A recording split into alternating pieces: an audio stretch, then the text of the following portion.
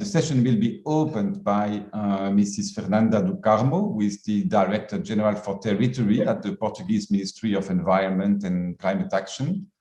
Good morning for everybody.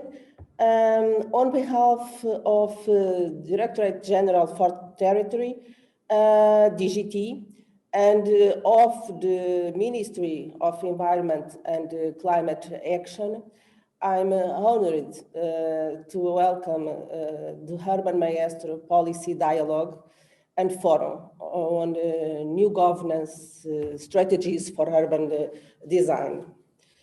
The cooperation between DGT, Urban Maestro, and UN Habitat Europe for the co-hosting of this event perfectly falls within the scope of the Portuguese presidency of European Union Council. And of course, under the policies and strategies we have been embracing with regard to urban matters. Following the guidelines of the new Leipzig Charter, we seek the integrated and sustainable development of our cities and value the role they play in sustainable development goals of the 2030 agenda. The recent creation in Portugal of the local SDGs, that is a municipal sustainable development goals monitoring platform, illustrates the importance given to SDGs by national urban policies and at the level of the municipalities. Furthermore, the Portuguese presidency's priority regarding urban matters is the implementation of the new Leipzig Charter. We also outline the transition to a circular urban economy. We have policies for the level of municipalities. Now we are also focusing on co-learning and exchange process in circular urban economy matters. The national initiative for circular cities, launched in Portugal by DGT, is designed to support and empower the municipalities and their communities in the transition to a circular economy. It seeks to build capacity and foster innovation at municipal level by applying the well-tested URBACT method for participatory approaches and co-learning processes.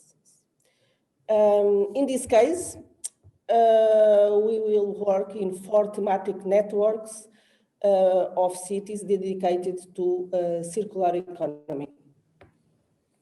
With the help of such initiatives, we are aiming and empowering cities to positively transform the built environment and engage in multi-level and participatory governance processes at European, nation, and municipal level.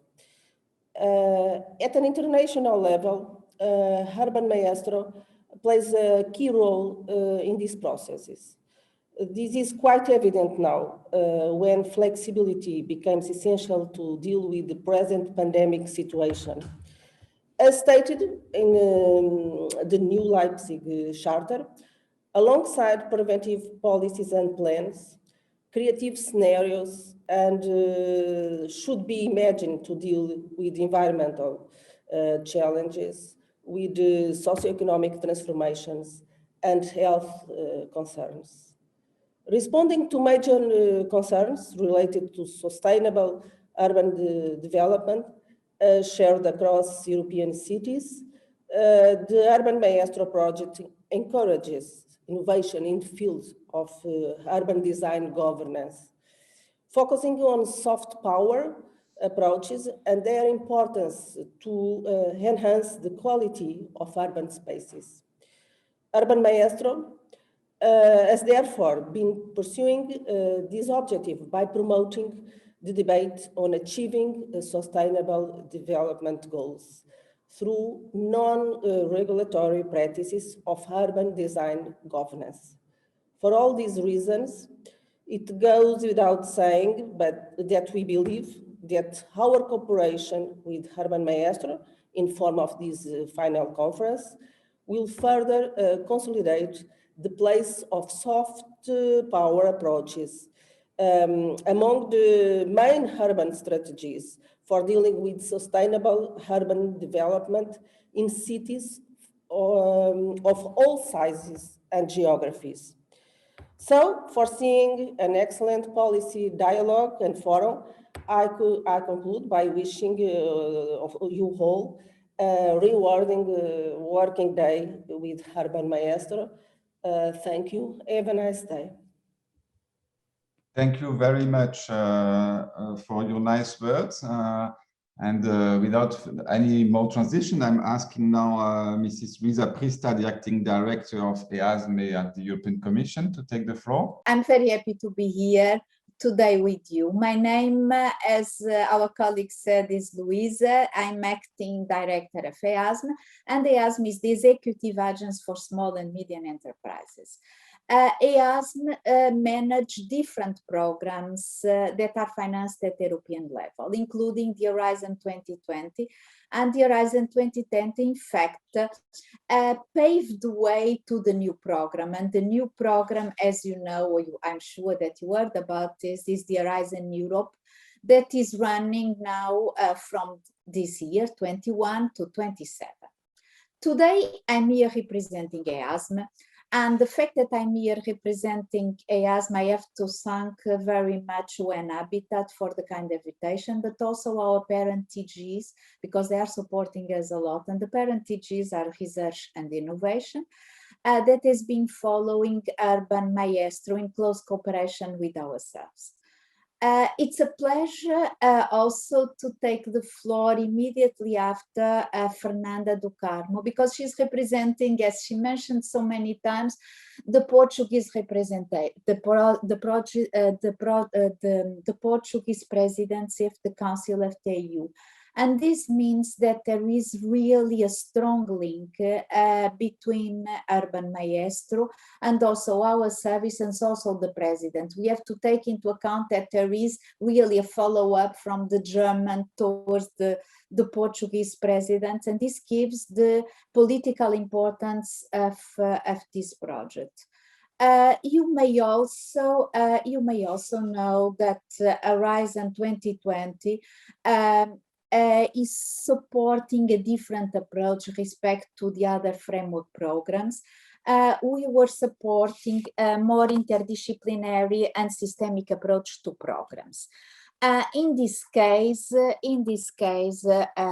we were supporting sustainable urban development, and the Urban Maestro puts emphasis on the need of the innovative governance, design, and financial models to generate and implement urban spatial quality in different geographies. During these years, Urban Maestro has been acting as an umbrella project. We say this because it is like joining the dots of our portfolio of other programs and projects of Horizon 2020 that are devoted to sustainable cities and reasons. And in fact, we have a lot of them. Just to give you an idea, in EASME, we are managing more than 100 projects for and with cities, and the budget is huge. The budget is around or more than 550 million euros, so it is over $500 million.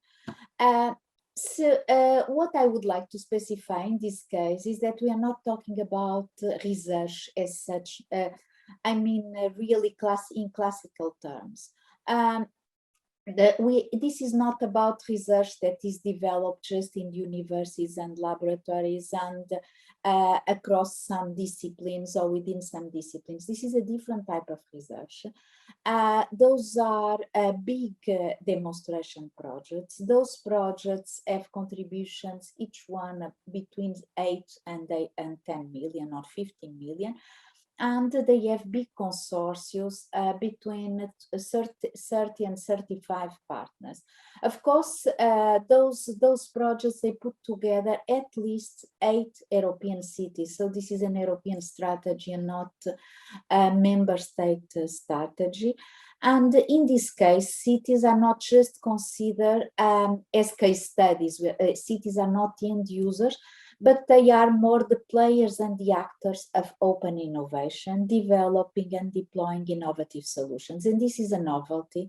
And the fact that cities are the actors and they are proposing novel solutions and addressing this global challenge, this is a new way of doing research. And in this way, I can say that our projects are contributing to key global urban platforms, such as EU-China Partnership on Sustainable Urbanization, EU-CELAC, this is the Community for Latin American Caribbean States, Task Force on Sustainable Urbanization, and the Global Covenant of Mayors. I would like to give you a word also on Horizon 2020. I know that is arriving to the end, but it is important to notice that Horizon 2020 paved really the way for the new generation of Horizon Europe. And those projects have been managed in a different way. They are systemic. When we say that they are systemic, we mean that they address the whole system, considering innovation in all their elements of the system and addressing interconnections. So this means that we are breaking down the silos, the thematic silos. And this proves to be very, very efficient. They embrace circular economy approaches, and they consider nature and cultural heritage not only as before that were just passive components to be protected and preserved, but also and mainly as strategic assets for cities. This explains that we are no longer talking about biodiversity conservation, but rather on nature-based solutions. At the same time, we are not addressing cultural heritage restoration, but we are promoting heritage-led innovation. And this is the main difference, and those are concepts that we should integrate and should develop more and more in the future. And this will be, anyway, the way forward. I mentioned at the beginning that we have big budgets, that we are investing a big budget. But I have to say also that this is not only about budget and about money. This is mainly about the impacts and the advancements that this is generating at different levels. I mean, scientific and technological level, because we are developing a lot of new technologies, but also we are generating a lot of societal innovation, environmental innovation, culture, citizen engagement, and also developing new research methodologies, as the speaker, as Fernanda do Carmo mentioned at the beginning of this conference. This is really a good cooperation between cities. And EASM, as it was in a very good position, because we are privileged. We have the privilege of managing all these programs, different programs from different commission service, and therefore we have the possibility to take this systemic approach and create the bridges between the initiatives. The fields, and also the policies. The policies are very important, and we have observed this is the way to go, and this is about the future. In terms of policies, since I didn't mention yet, our Horizon 2020 programs are fully in line with the paragraph 157 and New Urban Agenda. In fact, my colleagues, and they are there in this meeting, they were big players of this negotiation. This was adopted in Quito some years ago during the Habitat 3 Summit. And since this is working across the intersection between social, nature-based, culture, and digital innovation. Digital innovation now is also a very important field. This project is also one of the merits that I consider huge, and at least is at my heart. And this is the emphasis that it puts in gender diversity, equity, and inclusion when promoting all the co-creation and co-development of innovative solutions. This is one and will be one of the most relevant objectives of today. If you want to have a transition towards a green and digital society, we have to achieve a gender balanced society and ensure that women are equally involved in the design of our future and the policy decisions. So these initiatives are really very important, and they will really create a big difference in the future. That is not only fair, but it's necessary. I'm very glad, in fact, to see that it is in line with an initiative that was launched last week in the Women's International Day, the City Toolbox, that was launched by UN Habitat, and that has really this objective of strengthening women's and girl participation in urban design and planning the participation in urban design and planning for the future. This is one of the fields that we have much other initiatives that working on this, and we cannot leave this behind. We have to keep our efforts in this direction.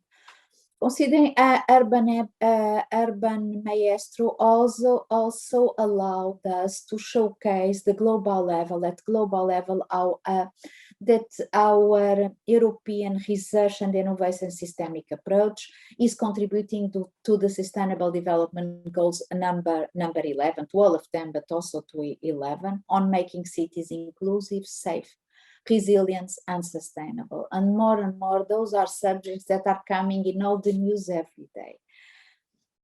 Last year also, and this was just before the confinement, some weeks before, Urban Maestro took part, and our colleagues have been there with a very important contribution on the 10th session of the World Urban Forum that took place in Abu Dhabi. And of course, this means that we are perfectly aligned with cities' opportunities connecting culture and innovation. I mentioned all the links of Urban Maestro to the present and past, but past really in the short, really in the last years, and mainly in the present initiatives. But I would not be fair if I would not highlight also the alignment with the future, and the future, even our very short-term future. And in fact, I should explain that that Urban Maestro is really very in line with the Horizon Europe missions on cities, on City Science Initiative, and the new European Bauhaus initiative that I'm sure that you heard already. So I'm aware that my colleagues will develop some time and enter in some details this afternoon. My colleagues, in particular from the Joint Research Center, and also Philippe Frossard from the GR&I, that I was a colleague of him for a long time.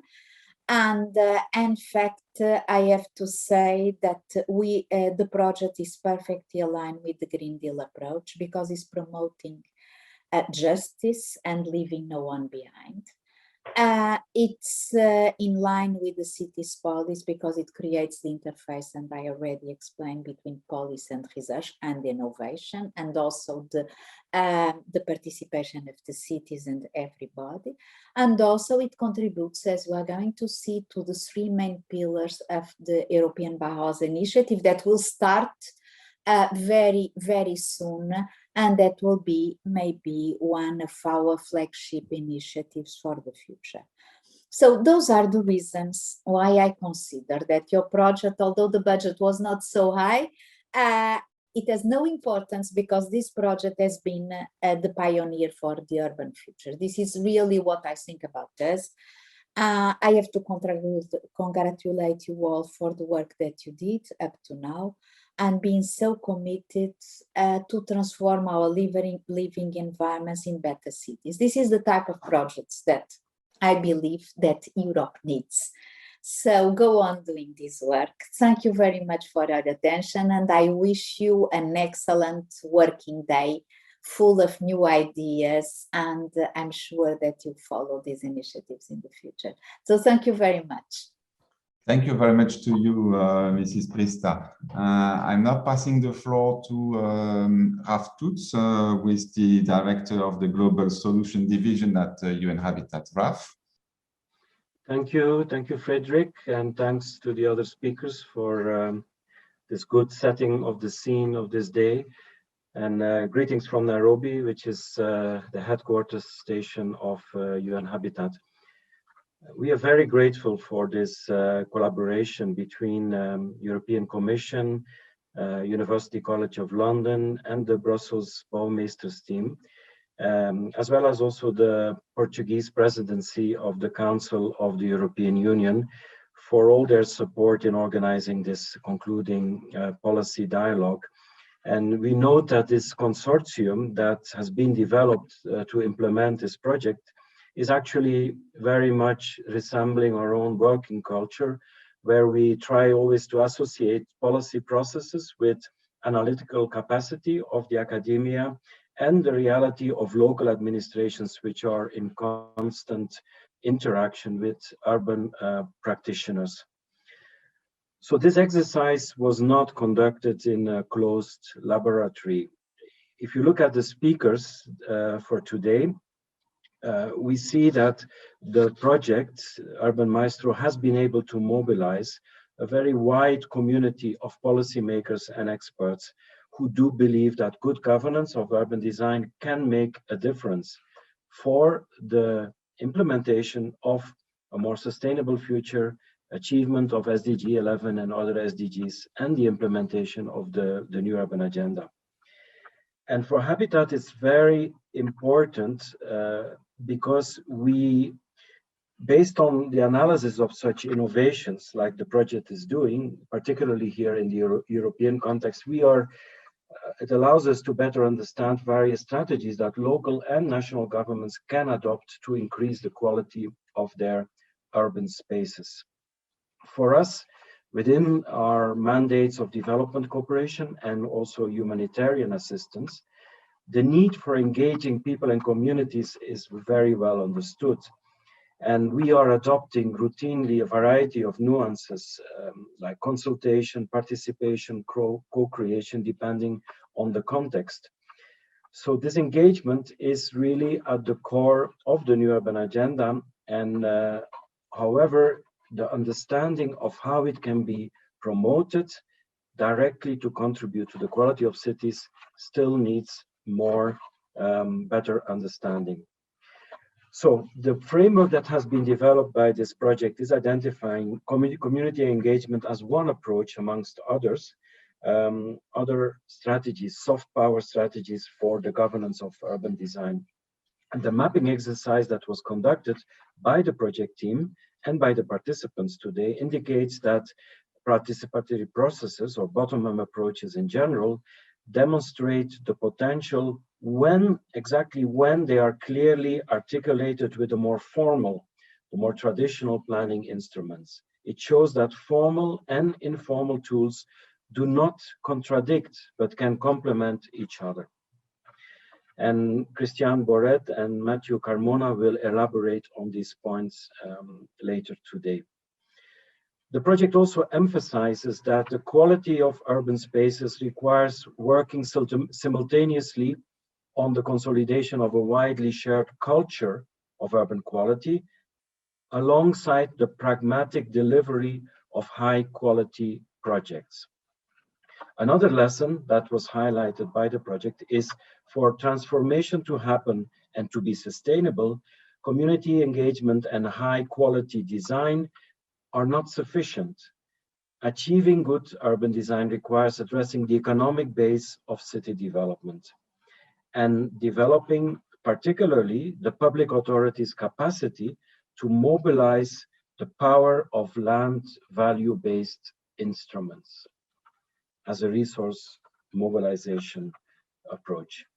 These are important lessons for all the political leaders of urban and territorial development in Europe, where we find a diversity of solutions and some very mature experiences, but also for other countries who are dealing with the management of rapid growth and also often chaotic city environments in the global south.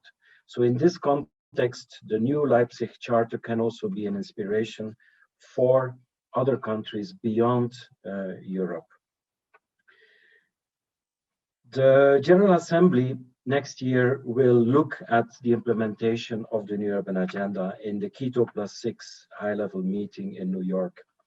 And in the New Urban Agenda, it's very clear that design has a role that has never before emphasized so much in any global agenda. It links economic, social, and environmental outcomes very clearly. And we need to look very carefully how we can achieve good design.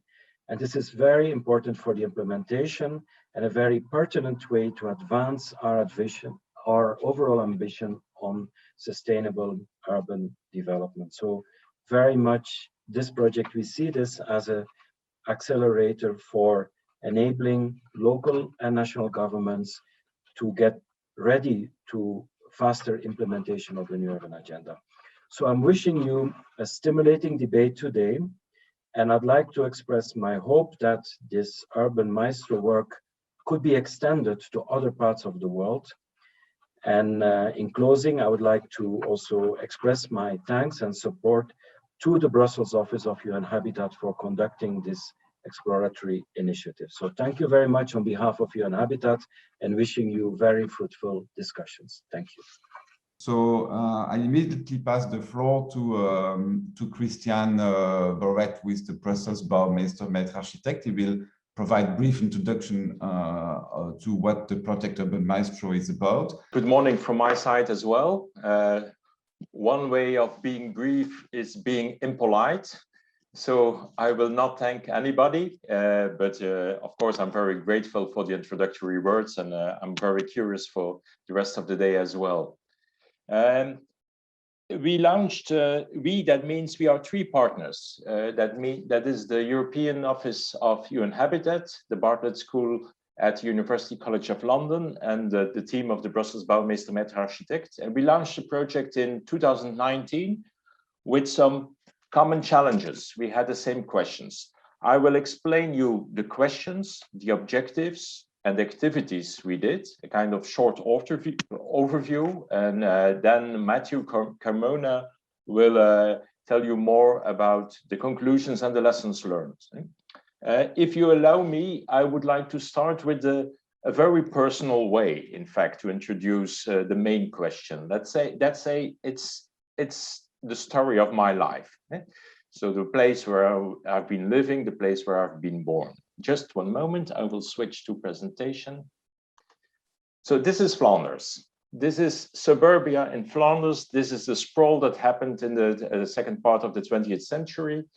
That's the place where I've been born. That's the place of my childhood. I had a wonderful childhood, but I think we all would agree that we wouldn't consider this kind of urban tissue as a place of quality, a place of specific quality. It's quite generic, low public life, and so on.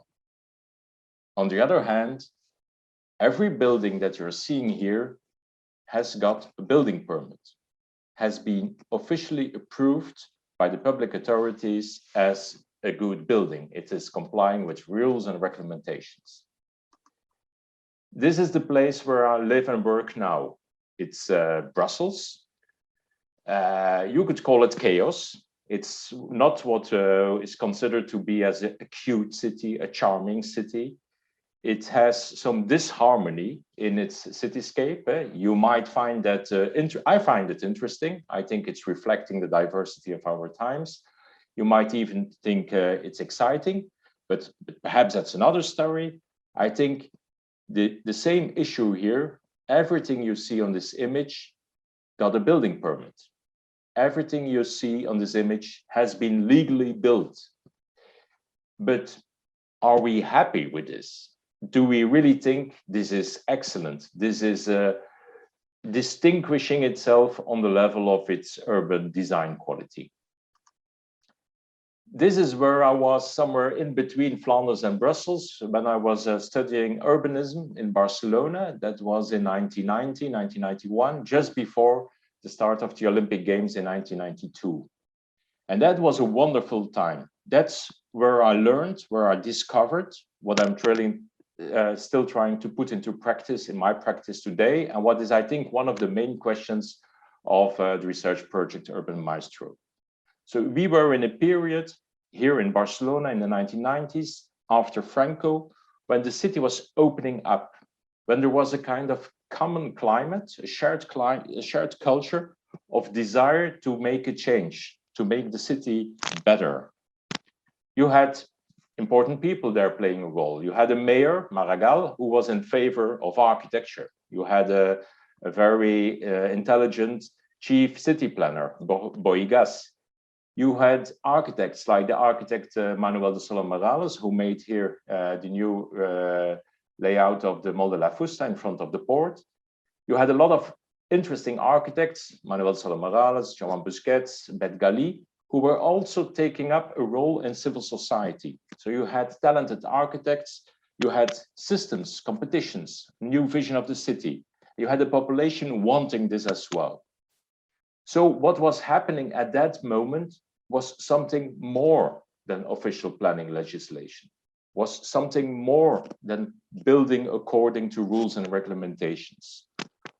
What was that something more that is behind? What was that urge that was changing the city at that moment? So that was, in fact, our main question for the research project. So what is Urban Maestro about?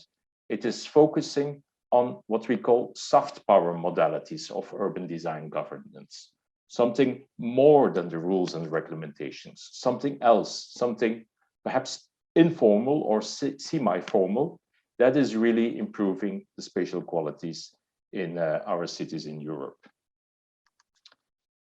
What did we do? We started with making a scheme of a typology scheme, in fact. So in order to capture all these approaches, we started with creating a structure that helped to direct our analysis and align our understanding. So this is an analytical framework that started from a tools-based approach and tried to classify a range of informal urban design governance tools in different categories. This allowed us to go to the essence of how the urban design governance was constructed, tested, applied, and refined. So these are the 6 tools on the level of informal mechanisms, and we use them to conduct a European-wide survey, primarily at the level of the nation states, with a questionnaire sent to more than 100 governmental arm's-length bodies and also non-governmental agencies with responsibility for urban design. Our survey covered 32 European countries and received a great response rate. So it gave us very much many informations about the tools used and the structure of these tools in each of these territories. Next step was, on basis of this survey, highlighting innovative examples. So we selected many of these practices. Over 120 practices were reviewed, and this resulted in a series of 80 summarized fact sheets that you can find them on our website, and they help to illustrate the diversity of these tools all over Europe. In addition to these general selection, we had cases identified by ourselves and by the people in the team, and we have opened also for external submissions with the possibility to suggest practices and to add them to the panorama if they met our criteria. So we have been continuously collecting and highlighting practices from all over Europe, and at the same time, then a range of more in-depth case studies were undertaken. Some of these case studies, and you can find them on our website as well, they were realized by the project's research team ourselves, but others were produced by the experts associated with practices or topics.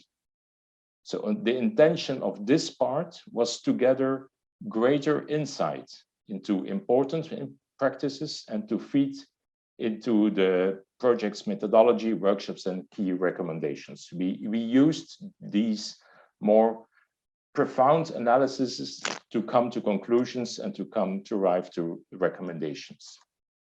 The final and the most extroverted Urban Maestro project elements, you could say, well, they consist of a series of workshops with diverse audiences, so as well academics and specialists, but also practitioners.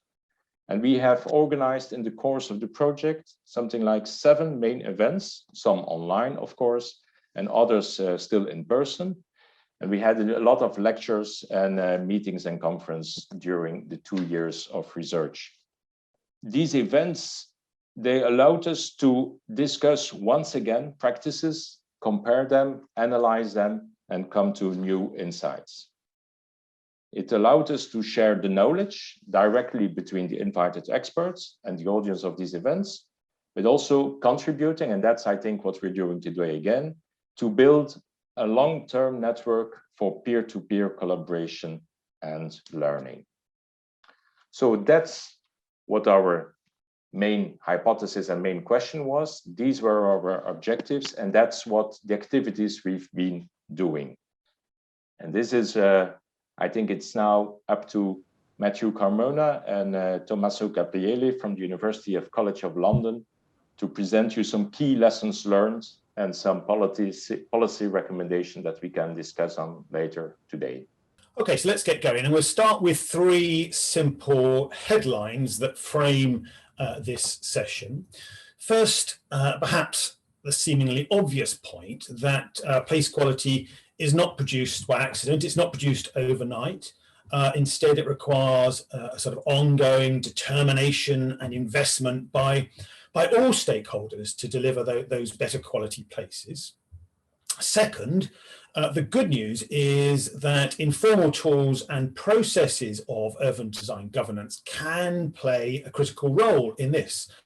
They can help to establish a local culture of good design and a sort of delivery tools that help to positively shape places, including linking design to investment processes.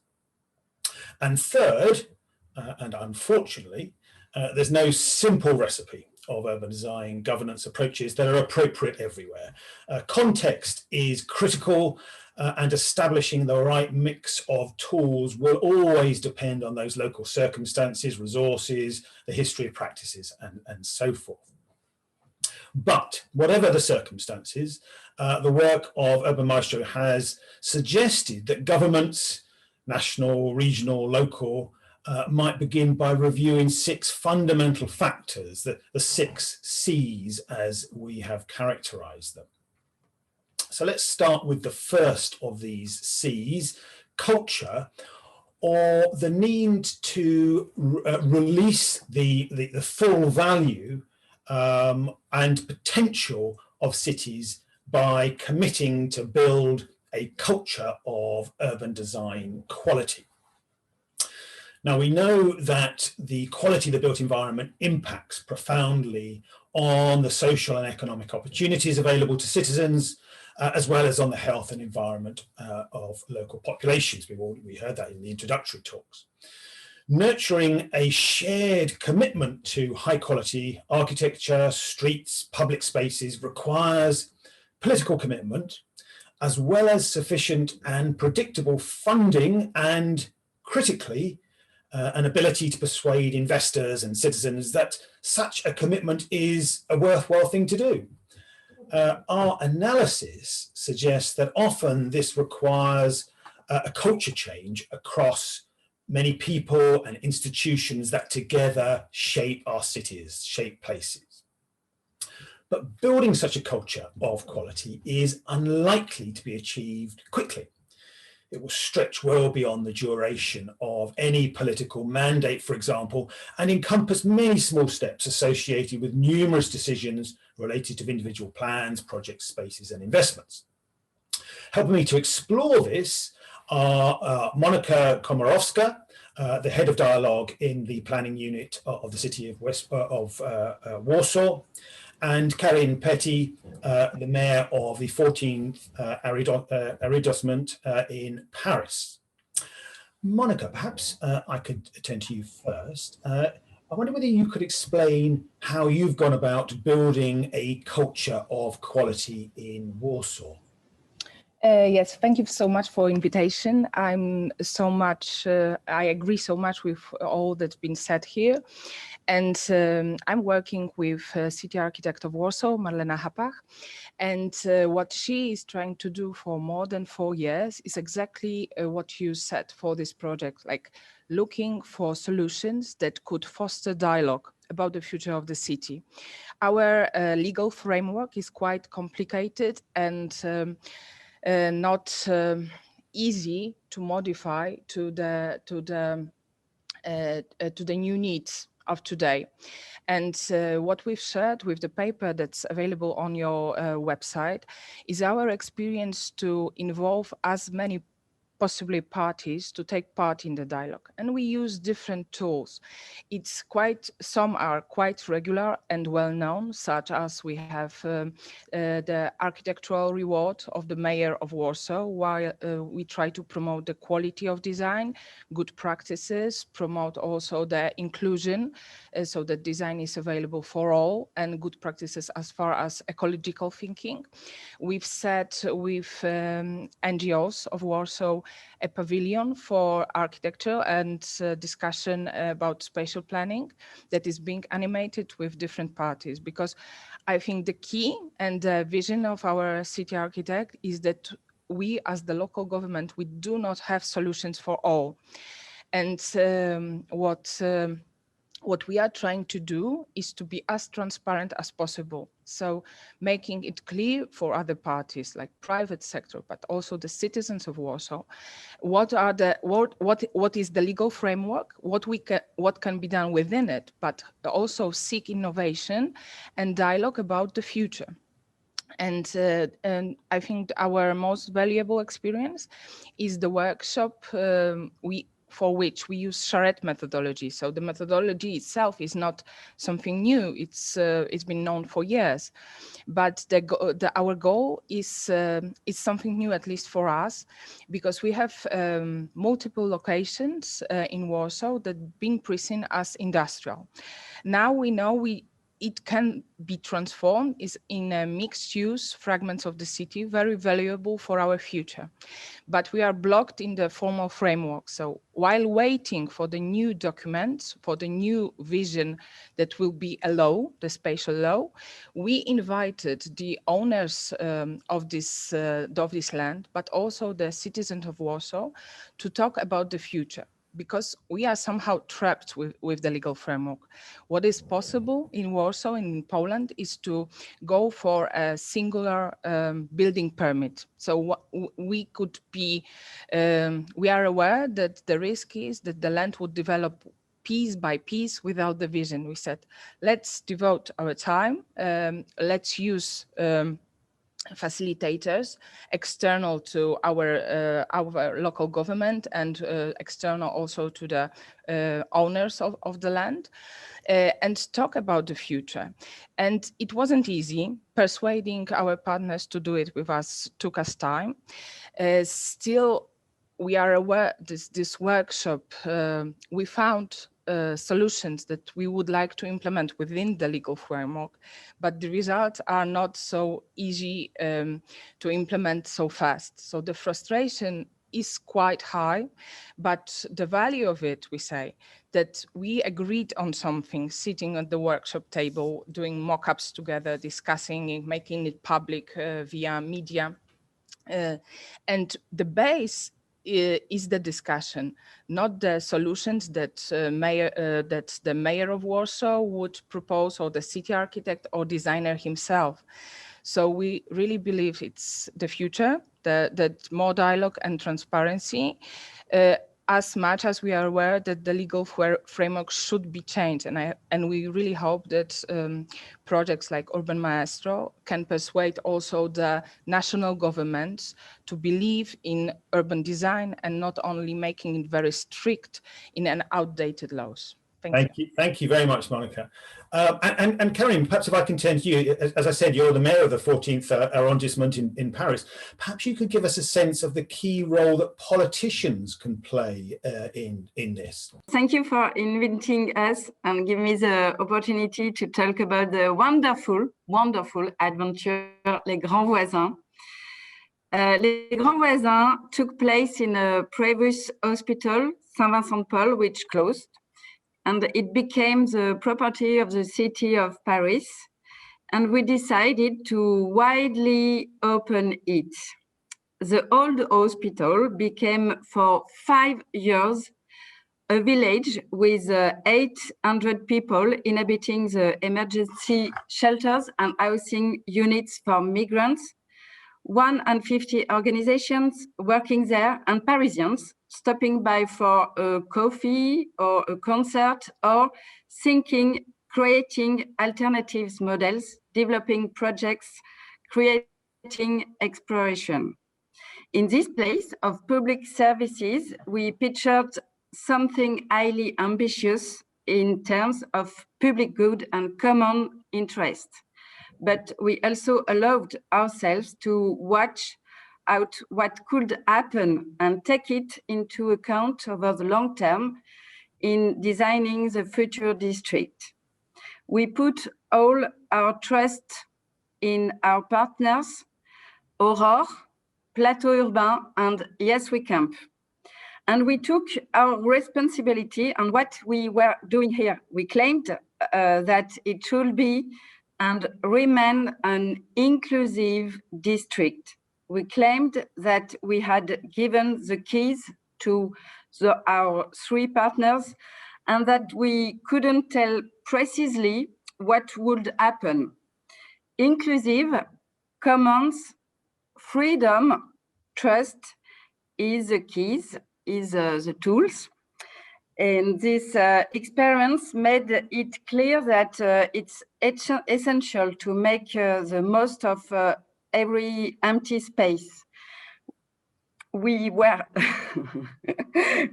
aware of all the risk, financial risk, risk of failure, but in the end, it showed that actors involved can be fully trusted and create a social value, economic value for during the 5 years, alternative economic models, and for the ecologic transitions. It made institutions and real estate developers confident in temporary projects, and that's for the best.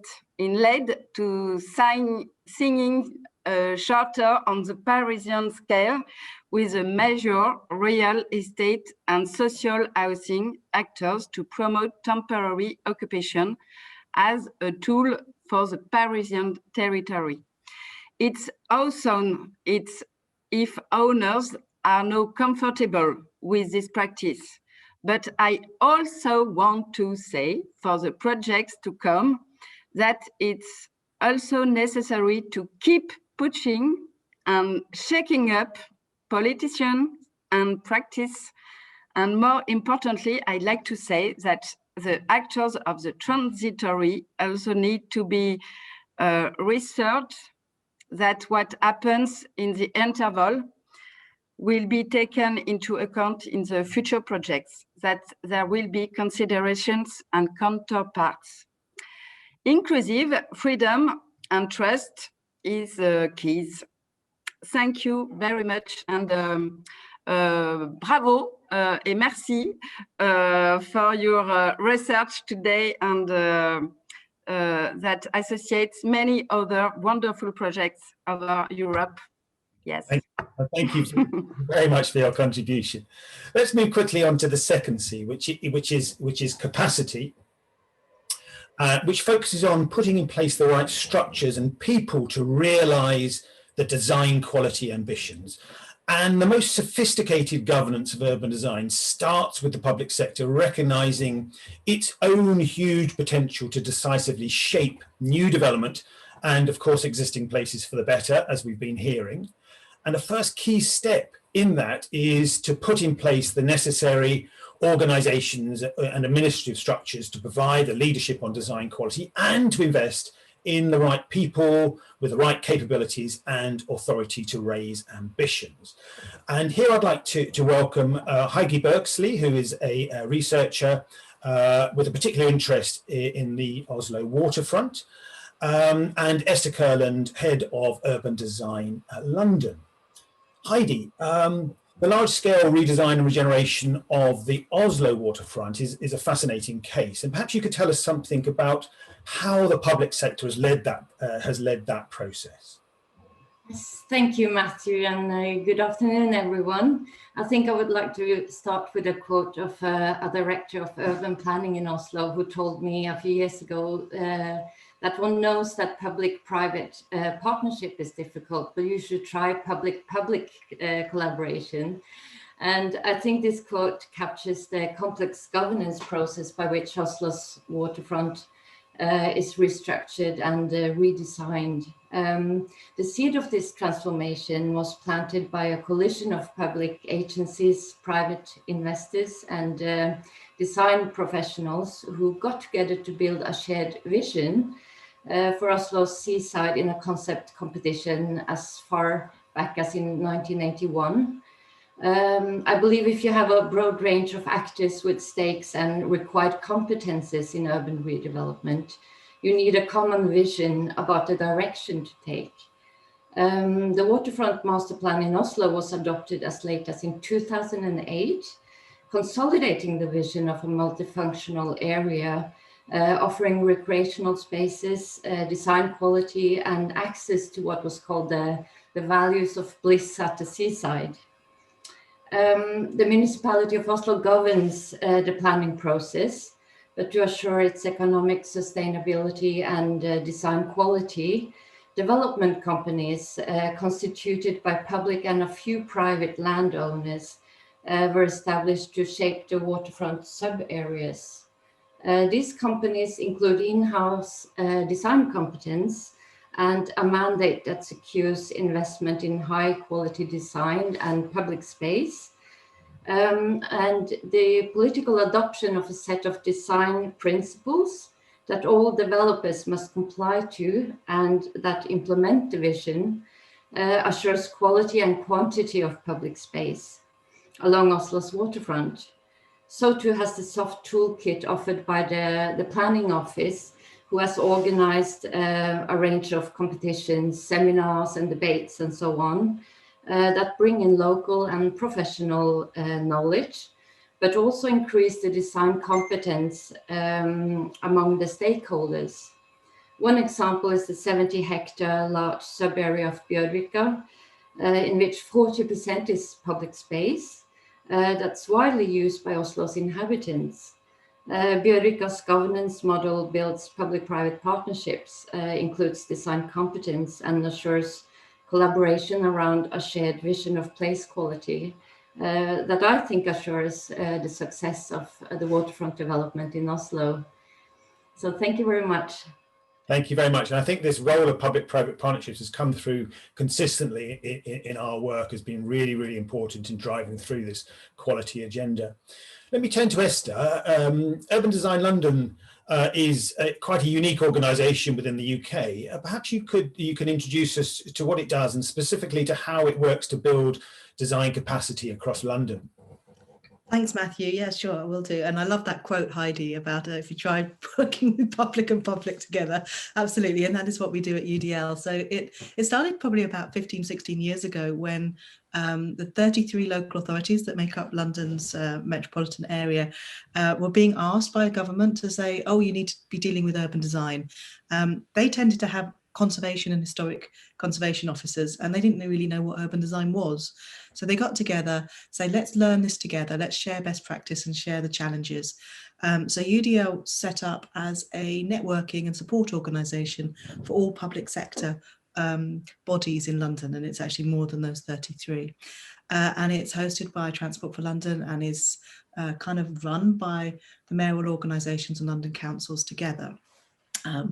And we run about 70 odd training events a year. This year, we've had almost 10,000 bookings from public sector people in London because we've been doing everything on Zoom. But normally it's about 4,000, so it's still a lot every year. And to start with, we had highway engineers only came to highway engineers sessions, wearing their yellow jackets, ready, sitting there going, I'm not talking about what the quality of the place is, I'm only interested in the traffic modelling, like this. And the planners were coming very quietly and saying, oh, I'm only really interested in the planning process and so on. But what we found over the years is people are really interested in the public sector about learning how to make better places. Basically, people don't go into the public sector to make money. They want to do something good. And if you say to a highway engineer, you can make this town centre work better, be more inclusive, more sustainable, be just generally a better place, rather than just focusing on the traffic, they like that. That gives them a purpose. And the same with all the built environment professionals. So we have councillors, local politicians, but those 10,000 bookings are across people who work in health, people who work in security, people who work in housing delivery, all sorts of things. And they're coming together and sharing best practice and learning. And I think it's been a real privilege personally to be involved in this over the years. I've learned so much from everybody. We run about 3 events a week, I should say, 3 or 4. We've got one running right now on how to use design codes, which is a new thing in the UK at the moment that's coming forward from the UK government. So yeah, it's a model of sharing, because we can run training on things as specific as tactile paving or how to do different types of tree pits for public realm schemes, because there may be one person in each local authority who wants to know that. And because they're sharing that learning, it can be done efficiently and cost effectively. So there's a massive choice of information for a wide range of practitioners who come together. So yeah, it's been a privilege to be involved, and I hope UDL carries on, but you never know year to year. Funding at the moment. So too, it's definitely a model that other parts of England in particular sort of look to London jealously in terms of having Urban Design London there to help in this way. Manchester's setting something up. Oh, good. Okay, well, many thanks to you, to Esther, and also to Heidi. Let's move on to the third C, which is coordination. And this focuses on bringing tools of urban design governance together across those hard and soft power categories to influence the delivery of design quality. Now, our first point to make here is that a culture of quality is underpinned by having the right tools in place that will enable city authorities to consistently encourage design quality. And formal regulatory instruments are, of course, important, but so too are the sorts of flexible, informal tools such as design guidance or professional enabling or on-site experimentation that utilise the soft powers of the public sector to actively engage key parties in the delivery of design. And the most sophisticated approaches use a mix of tools, all aligned towards the same sort of quality objectives, perhaps with traditional regulatory instruments given a stronger quality dimension through combining them with those softer tools, which encourages that sort of a more place-based vision and more informed and effective public and private sector investment. Now, to illustrate this, I'm rejoined by Christian and Borrit, who you've already met, and alongside him, Charlotte Scans, advisor at the influential consultancy Stippo. Christian, if I can come to you first, I wonder if you could give us some insight into how BMA uses tools in combination to achieve its objectives. BMA, or Bouwmeester Maître Architect, is quite a special function. In several cities in Belgium, you have since 10, 20 years this kind of Bouwmeester's role. So the Bouwmeester promotes quality, spatial quality in urban development from an independent position. So I'm working for the government in Brussels, but from an independent position. So the Bouwmeester is in and out of the system as well. But I stress it's really important. So I'm on the informal side of the tools, the soft power tools, but continuously collaborating with the formal side. So with the regular planning department, with the administration, with the planning services of the city. And so we have, as Bouwmeester, we have three main tools. The first one is very clear. It's organizing design competitions. The second one is quality chambers. That means organizing discussion, design review, with a broader panel than just the people of the public authorities. So also inviting experts, external architects, and so on. And the third one is what we call research by design. That means we make drawings ourselves. So we have the capacity to make alternative proposals, not in order to have them built, but to feed the debate, to show how it could be different. And all of these tools, well, we never use them in an isolated way. So a typical process is we want to launch a competition because a private developer has been going to the planning department, and from the planning department, they said, well, if you want to improve your project, but because it doesn't look very well, why don't you contact the Bouwmeester in order to organize a competition? We use research by design to prepare that competition, to make some tests. What is the density that is possible on that site? How about connections? How about transparencies of the building? So research by design is used to organize to prepare the competition. The competition is organized and is also involving official people of the planning department, of the planning application department. So that there's again some collaboration, some mix, some interplay between the formal roles and the informal roles. And then afterwards, when we have a competition laureate, the project is being followed up in a quality chamber to safeguard also the original ambitions of the competition. So to guarantee that the quality, that the ambition, and the quality that was in the competition doesn't entirely got lost because of all kind of legal frameworks and the fire department and so on. You know this kind of discussions. So it's really about, it's not about one thing or the other. It's not about formal or informal. It's not about one tool or the other or another tool. It's about the interaction and the interplay between both sides and between all tools.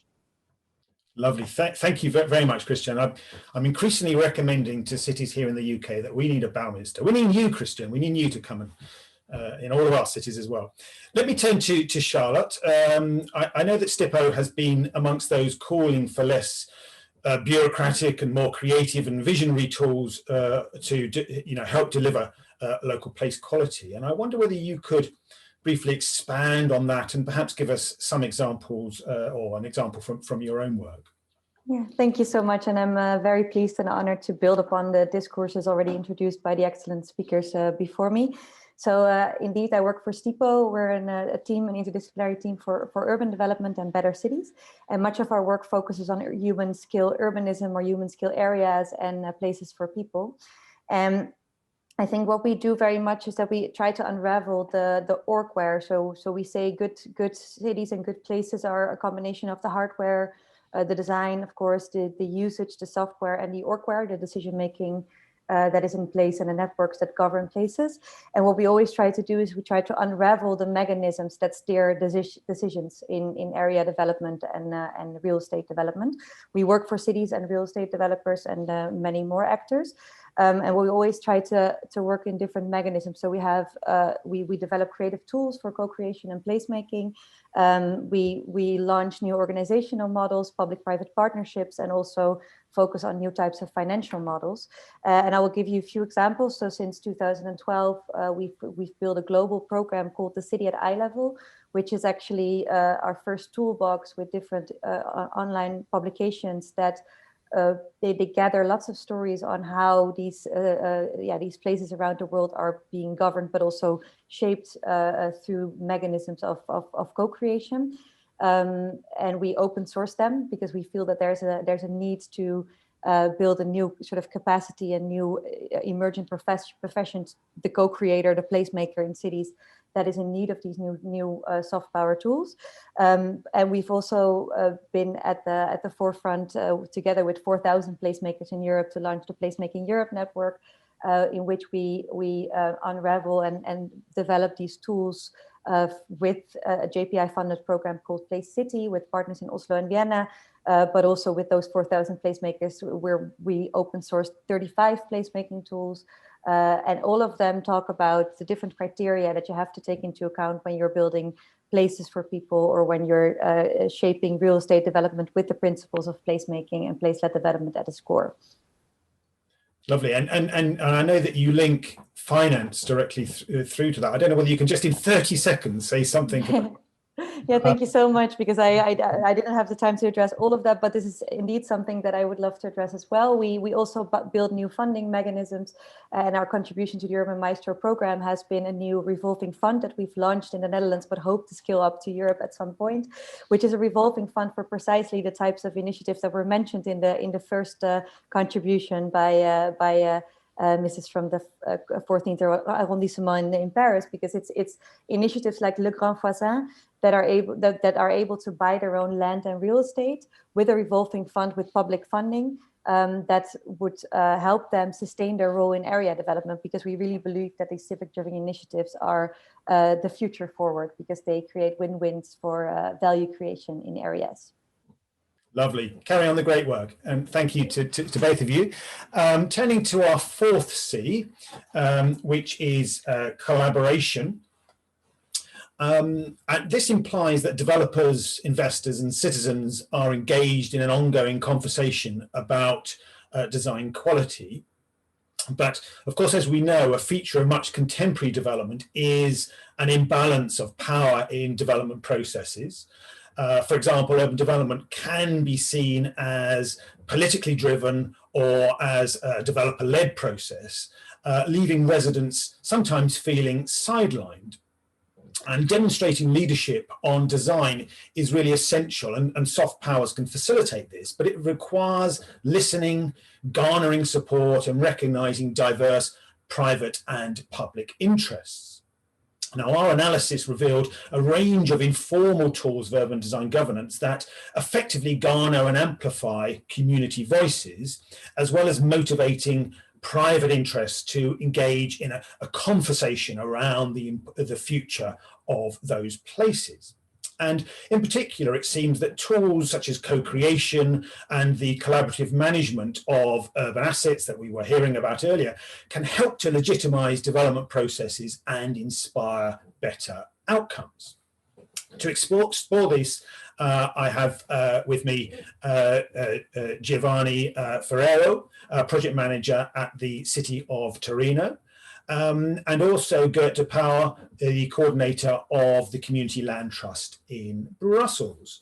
So Giovanni, I wonder if you could say something about your Co-City Torino initiative and the inclusive and engaging decision-making that you have been utilizing there. Thank you, Matthew. Good morning, everyone. I would just like to say something on the fact that when you talk about collaboration, and our project here, Co-City, is strongly based on collaboration between public administration and citizens organization, community organization. Well, you have to imbalance soft power and hard power, a strong organizational framework, rule and regulation, with this sort of soft skills like soft skills and soft power processes, that implies empathy, that implies that if you really want to co-design, if you really want to co-manage, then you have to rely, yes, on a structural framework of rules, but also on that sort of chemistry, empathy, that implies that there's a group of people. I mean, if you're doing group work, you are in the end a group of a given number of people working together on a project, on a design process. So what I think it's important to address in this kind of co-design and co-managed process is the fact that the public administration have to have a strong collaborative approach with all the intermediate bodies between citizens and the public administration, which are, call it whatever you like, NGOs, association, I would call it generally intermediate body between the whole society, the whole urban community, and the public administration. I mean, the role of these kind of actors, the role of this kind of stakeholder is key in organizing co-design process, co-creation process, co-production of services.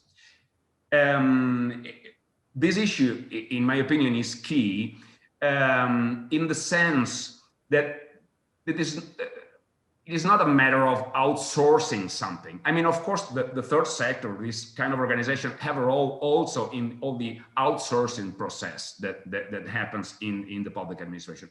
But we are talking about another thing. We are talking about collaboration between the city administration and what I would call intermediate bodies that represent urban communities. I think that we need to stress the importance of these soft power, informal processes, and in the same time, we need some rule to help both public administration and these kind of intermediate bodies to, let's say, to change habits towards a co-design process and co-managed process, to allow this kind of experimentation then gives space to the urban complexity. Do you think you've managed to change those habits for good in Torino? A little bit. As you say in the beginning, it's better to do something than to do nothing. I mean, very wise words. I mean, we are still trying. I mean, we are in a continuously, no, to be serious, we are, I think, that the most important thing that this kind of the experimentation we are doing in Torino with the CoCity project is really a collective learning process. It's a collective learning process for both we public officers and the citizen organization. I strongly believe that. Thank you very much. Turning to Gert, how important is the quality of the conversation between development and community groups in your own work in Brussels? Good morning. So I'm from Community Land Trust Brussels. Community Land Trust Brussels is a non-profit organization that builds affordable housing for low-income families. And we are relatively young and relatively small organization. Currently, we have 50 homes under management, with another 50 to come soon, and then 100 more in the coming years. In total, there are 10 housing projects spread over different neighborhoods in Brussels, and our target group are low-income families, a lot of them with a migrant background. We use the Community Land Trust, or the CLT model. This model aims to develop permanently affordable community-led housing, and in this model, several elements are combined for this purpose. The homes are made affordable by splitting the ownership of the home from the ownership of the land. The residents become owner of their own house, while the land remains property of the trust. This makes housing affordable even for people with low and very low incomes. By attaching anti-speculative conditions to the land lease contract, the homes remain affordable forever. And then finally, the community is given a central role in all this. Residents, neighbors, civil society, and the government sit together on our board and are also involved in the development and the design of our homes. And to this end, we have developed a methodology of architectural workshops. We involve these stakeholders in the definition of the program, as well as in the choice of the architectural design. And beforehand, we organize training sessions and visits to prepare the residents to play their role in this process. And in this way, residents with very modest backgrounds sit around the table with decision makers to think together about one of the most important functions in the city and one of the most important things in their own life, their homes. And by working this way, we don't just want to improve the quality of the design of the homes, but we want to build stronger, cohesive communities in neighborhoods that are in need of that too. And we see the community as the long-term stewards of our land and of our buildings, and to give them the chance to take on that role, it is important to involve them from the very beginning in the development process. I always find that when you start to talk to people, lay people about design, it very much engages them, much more than sort of abstract policy discussions can do. Yeah. Thank you very much. Thank you very much to both of you. Let's move on to our fifth C, which is commitment. And one of the key foci of Urban Maestro has been to tie design quality aspirations to the financial incentivization mechanisms and to private sector know-how. And now we have found that too often design quality tends to be considered in a bubble, quite separate from the economics of development, but also that there's a huge potential to incentivize the delivery of urban design quality through linking any direct or indirect public sector financial contribution to the use of informal urban design governance tools. Now, a number of our case studies showed that land value capture and public-private partnerships have particular potential to make this link. And these tools offer tried and tested means to fill the public funding gap and align private actions to community-wide quality objectives. Tying design strings, as we call it, to such financial commitment can help to ensure that outcomes meet public quality aspirations and deliver long-term place value to all concerned. And to discuss this briefly, we have my colleague, Dr. Tommaso Gabrielli, an associate professor in real estate at UCL, and also Kurt Sörlicke, the deputy mayor of Tübingen. And first, if I could come to you, Tommaso, perhaps you could say something about how our findings reveal the potential to bridge the gap between finance and design. Thank you, Matthew. So it is very exciting and very interesting to come to the end of the journey of Urban Maestro and looking at all the many findings that we have and reflect a bit about this journey. So when we started, we knew very well from existing research that unless you look at the design dimension and the economic dimension together, you will not really get very powerful and implementable lessons, okay? Because as you were saying, we know that typically the design silo would call for more funding for good design solutions, and the economic silo would argue that unless there are good economic incentives that can generate those resources, well, the case for more funding is very weak. So what was really novel in our project was to integrate the economic dimension and the design dimension from the very beginning. I was the economist in the project team. All my background is in theoretical economics. I have been working on real estate and land issues for a number of years.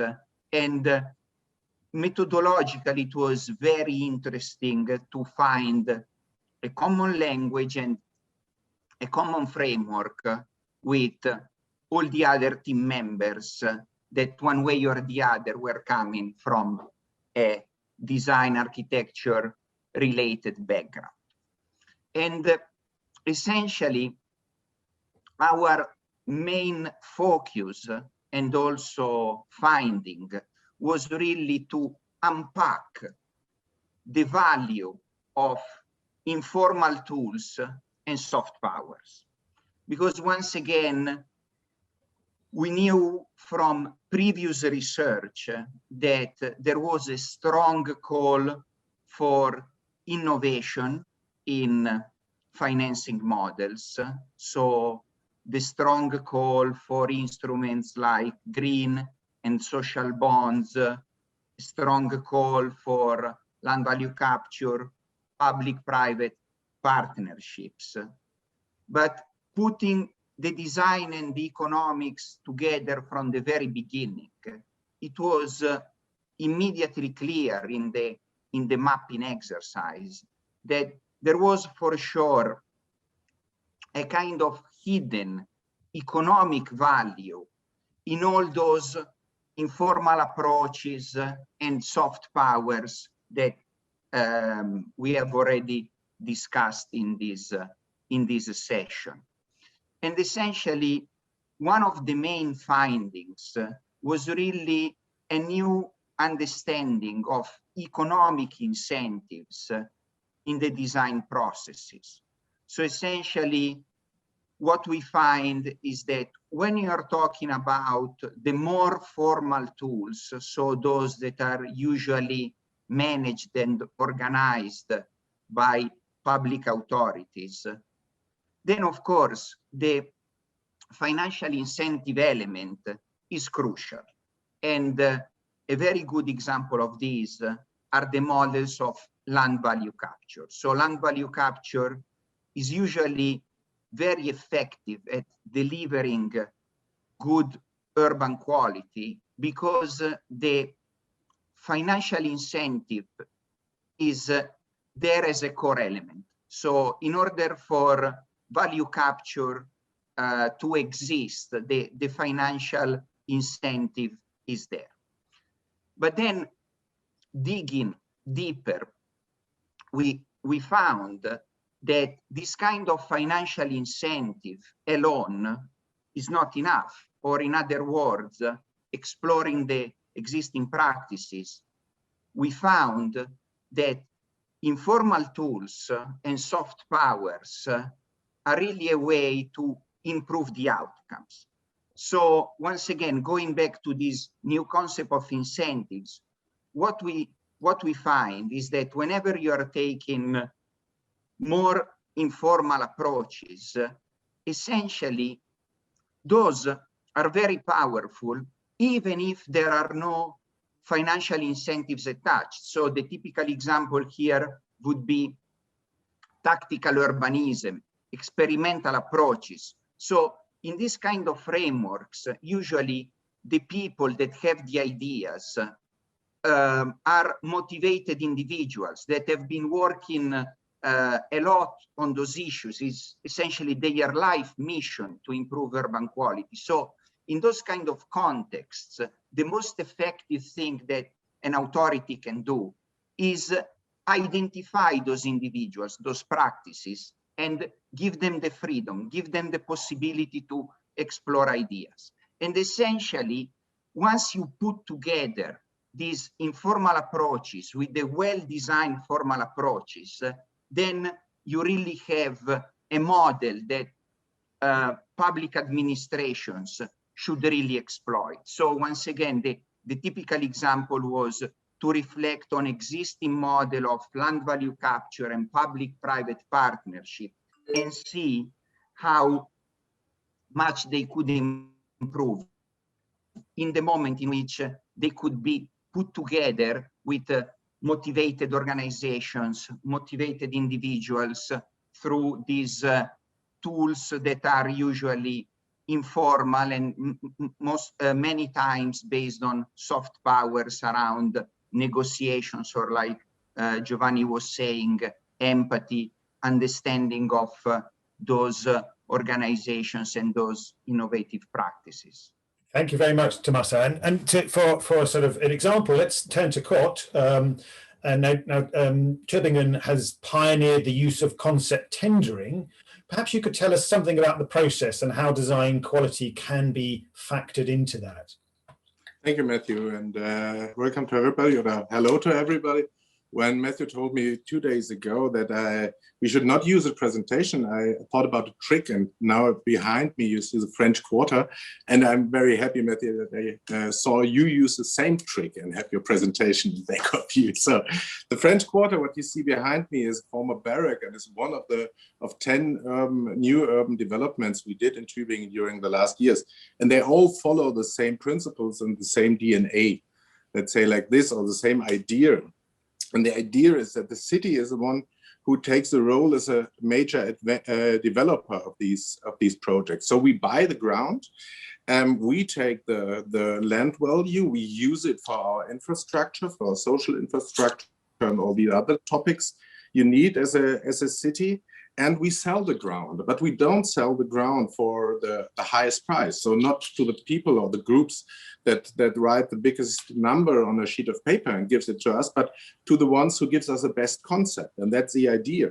And what does it mean, the best concept? The best concept means, what is your contribution to the social mixture of such an area? You see behind me, it's a diverse area. What is your contribution to the functional mixture? Our idea is always a mixed use area. So we want to have some ground floor uses and things like that. What's your contribution to the benefit or to the idea that a single project should give to the whole community, to the whole neighborhood, some new values, some new ideas? And how realistic is your project? What are the partners we are working with? The partners are more or less to nearly 100% private building groups, not big developers. You see behind me that the French Quarter is divided in more than 100 buildings. So normal group is 8 to 10 families, maybe 12 families, joining together, taking their architect, developing their own project, and so bringing their specific ideas and their own engagement, their own ideas, their responsibility, and their own values to this project, creating diversity, creating social diversity, creating all the other types of diversity. And what does it mean on the financial base? That means that affordable housing is possible because we as a city, we sell the ground not for the highest price, we sell it for the best concept. So the people buy the ground for a quite small value. It's enough for us to do the development, but we are not earning money with that. And the private groups, on the other hand, they have the possibility not to buy a flat for a fixed price on the high market. Tübingen is a very, very wealthy area with a lot of people paying a lot of money for housing, things like that. But normal families have the possibility to be part of one of the groups and build a really affordable housing for themselves in a very dense structure and dense situation. And of course, we get, as a big benefit, we get a diverse area. We get an area where a lot of people are not victims of development, but actors of development. They are really involved in the development because they create their own piece of a city, of the urban fabric. And we get a lot of very diverse, very interesting ideas and uses. And we are doing that now for more than 20 years. And we are still going on with that. And it has a very, very broad political majority now. When we started, it was very small, but now it's a very broad political majority because people in our community parliament found out that we get a lot of very interesting neighborhoods and we involve a lot of citizens. So it's like building your own city with your own citizens on a very good financial basis and affordable value. Thank you, Matthew, so far. Thank you very much, Kurt. And if you want to read more about that, there's a case study on our website, and that brings us to the final C, which is continuity. And this is about the continuous process of learning and refining practices in the light of best practice elsewhere and also changing local circumstances. And of course, everywhere is different, and practices that might be right in one municipality won't be right for another. And Urban Maestro shows that there is great potential to learn from practices in cities that have made the transition to a culture of design quality. And in this respect, it's easier to transfer practices that use soft powers of the state because usually they work independently of the defined legislative and governance regimes and can be adapted to diverse and changing local contexts. So as part of this, there's a need to create space for experimentation, incorporating continuous learning and refining of practices, and the flexibility of informal tools allows this. And my final expert is Jan Scholtis. He's a project manager at the Federal Ministry of the Interior, Building and Community in Germany. And Jan, within the ministry, you are responsible for Germany's famous IBA International Building Exhibitions, which prize experimentation and learning. I wonder whether you could tell us how these tools have become so successful and how they now are being adopted beyond Germany's borders. Yes, thank you, Matthew. Thank you for giving me the opportunity, and hello to everybody. What is IBA? IBA, as you just mentioned, literally means International Building Exhibitions. This informal planning instrument has been around for about 100 years, and it has adapted to the different changing realities of our cities, of our societies. And it's changed from being architectural exhibitions to urban laboratories for integrated urban and regional development, to more recently workshops for innovations in processes and appropriation of space. The common thread among these different phases is that IBA aim to be experimental and innovative. They aim to explore new urban approaches outside the box and to develop exemplary solutions as next practice. And they promote horizontal and vertical cooperation through the joint work on projects. Now, how do IBA work? I'll just try to briefly explain the main characteristics. IBA initiate themselves bottom up. They are temporary. They usually last about 10 years.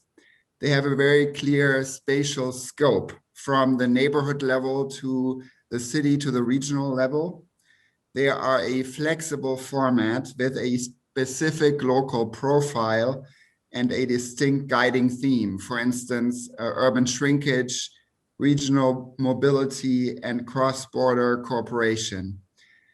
And I believe they are a rather complex instrument. They, for instance, try to address local and regional challenges, but at the same time, they aim to have an international scope and relevance. And they stand at the convergence of informal and formal planning tools. They are a multi-level, multi-stakeholder initiative. They comprise both bottom-up and top-down aspects. And they heavily rely on local initiatives, but also on national support. And we at the Federal Ministry try to be committed to IBA. For instance, we have installed what we call quality campaign to ensure high quality standards. We conduct research, we've developed guidelines, we have established a national advisory board. And recently we've set up a competence center as a networking and information center. What we cannot do, for instance, is a certification of IBA or a subsidy program that is solely dedicated to IBA. Now, how are lessons and experiences from IBA secured and spread? What remains of IBA? That's really a crucial question, and I'll just try to answer it very quickly, briefly. The goal of IBA is to really foster innovation and to promote new standards. Now, if you look, for instance, at the IBA Berlin from the 1980s, and you'll actually see it in the background, aspects of urban renewal, adaptive reuse, and citizen participation have remained as sort of a legacy.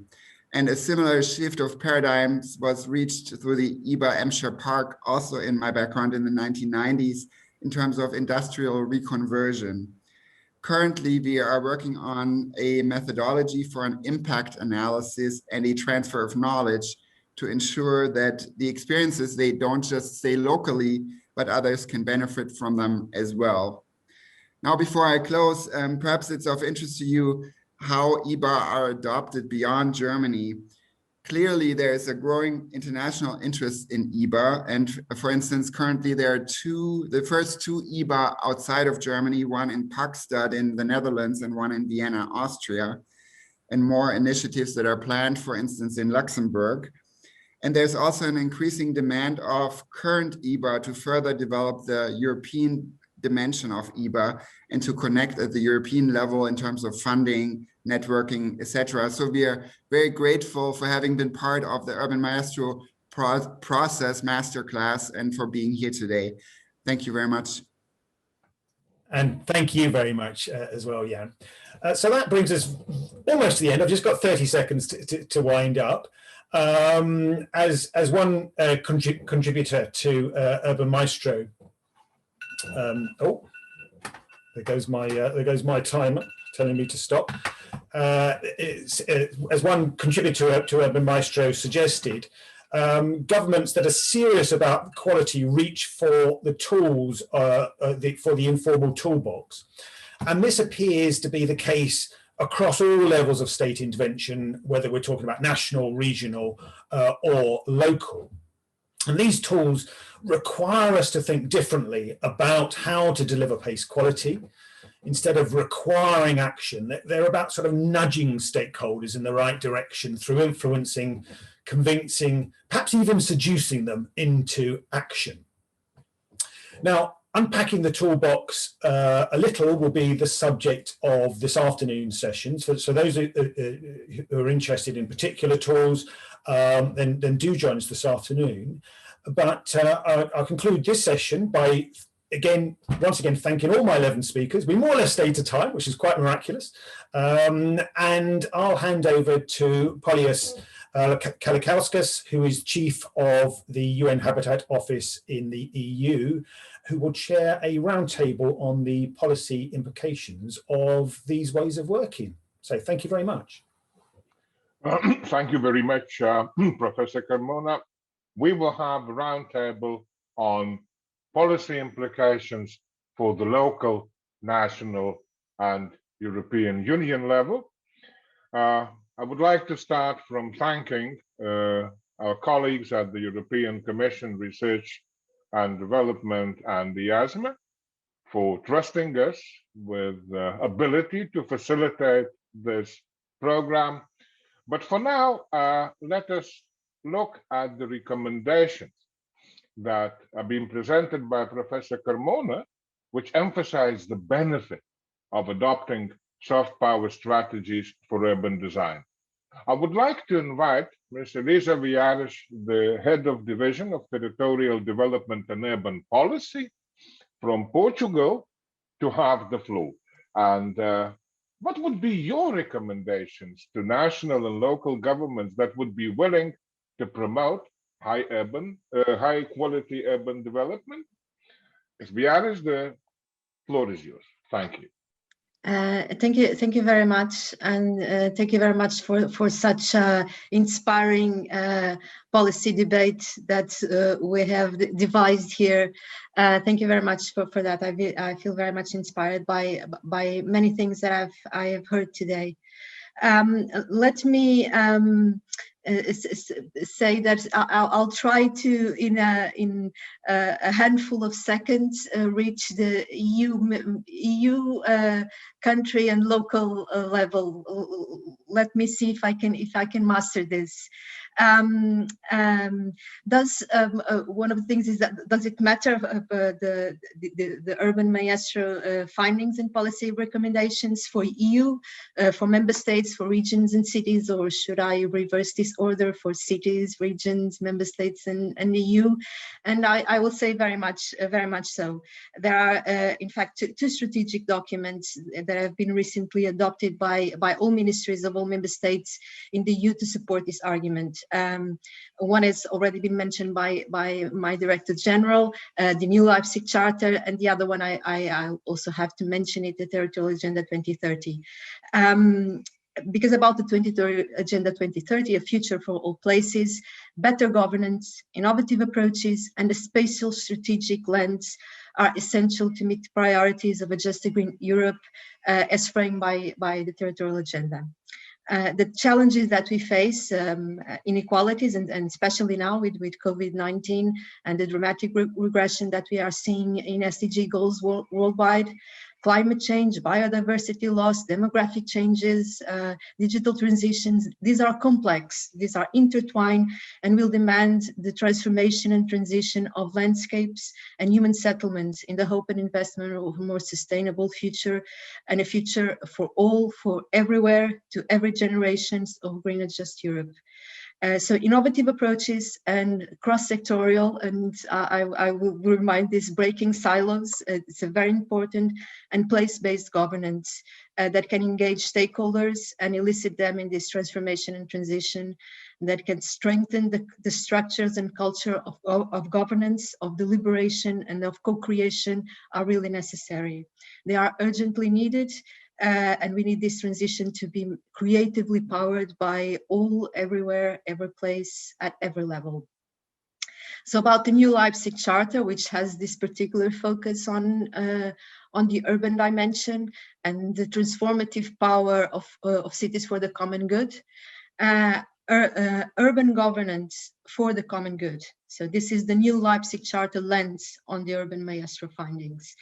The new Leipzig Charter builds upon the principle that cities are places of pluralism, of creativity, and of solidarity, as well as living laboratories for innovative problem solvings, and not just case studies, but actors in innovation, as Luisa Prista said at the beginning. Its ambition is to empower cities to transform, and namely to the strengthening of urban governance. A solid urban governance aiming for the common good is necessary to transform cities into just, green, and productive urban systems.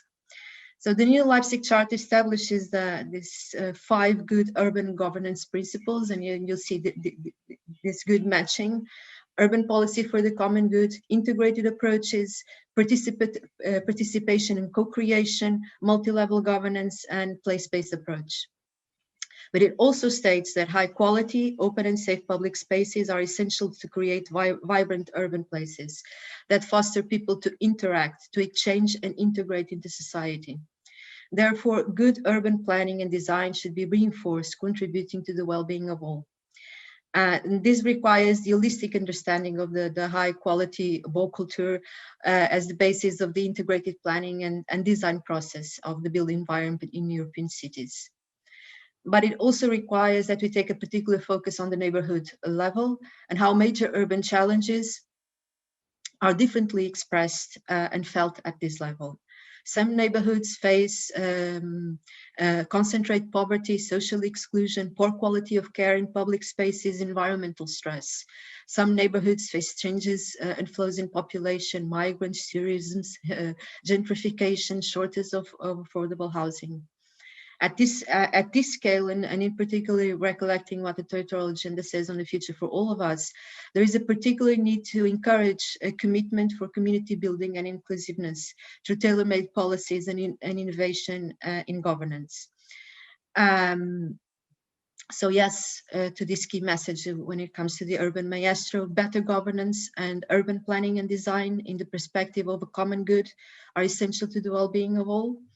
experiment, innovate, share, inspire others with new governance solutions, and empower communities, promote inclusion at the neighborhood scale, and test solutions for the green transition. So what about the national level? I'm going to that national level. There are a lot of us who do urban policy, you know, at least policy with urban relevance, different levels and different sectors. And of course, urban policy and urban governance is done by urban local authorities, mainly.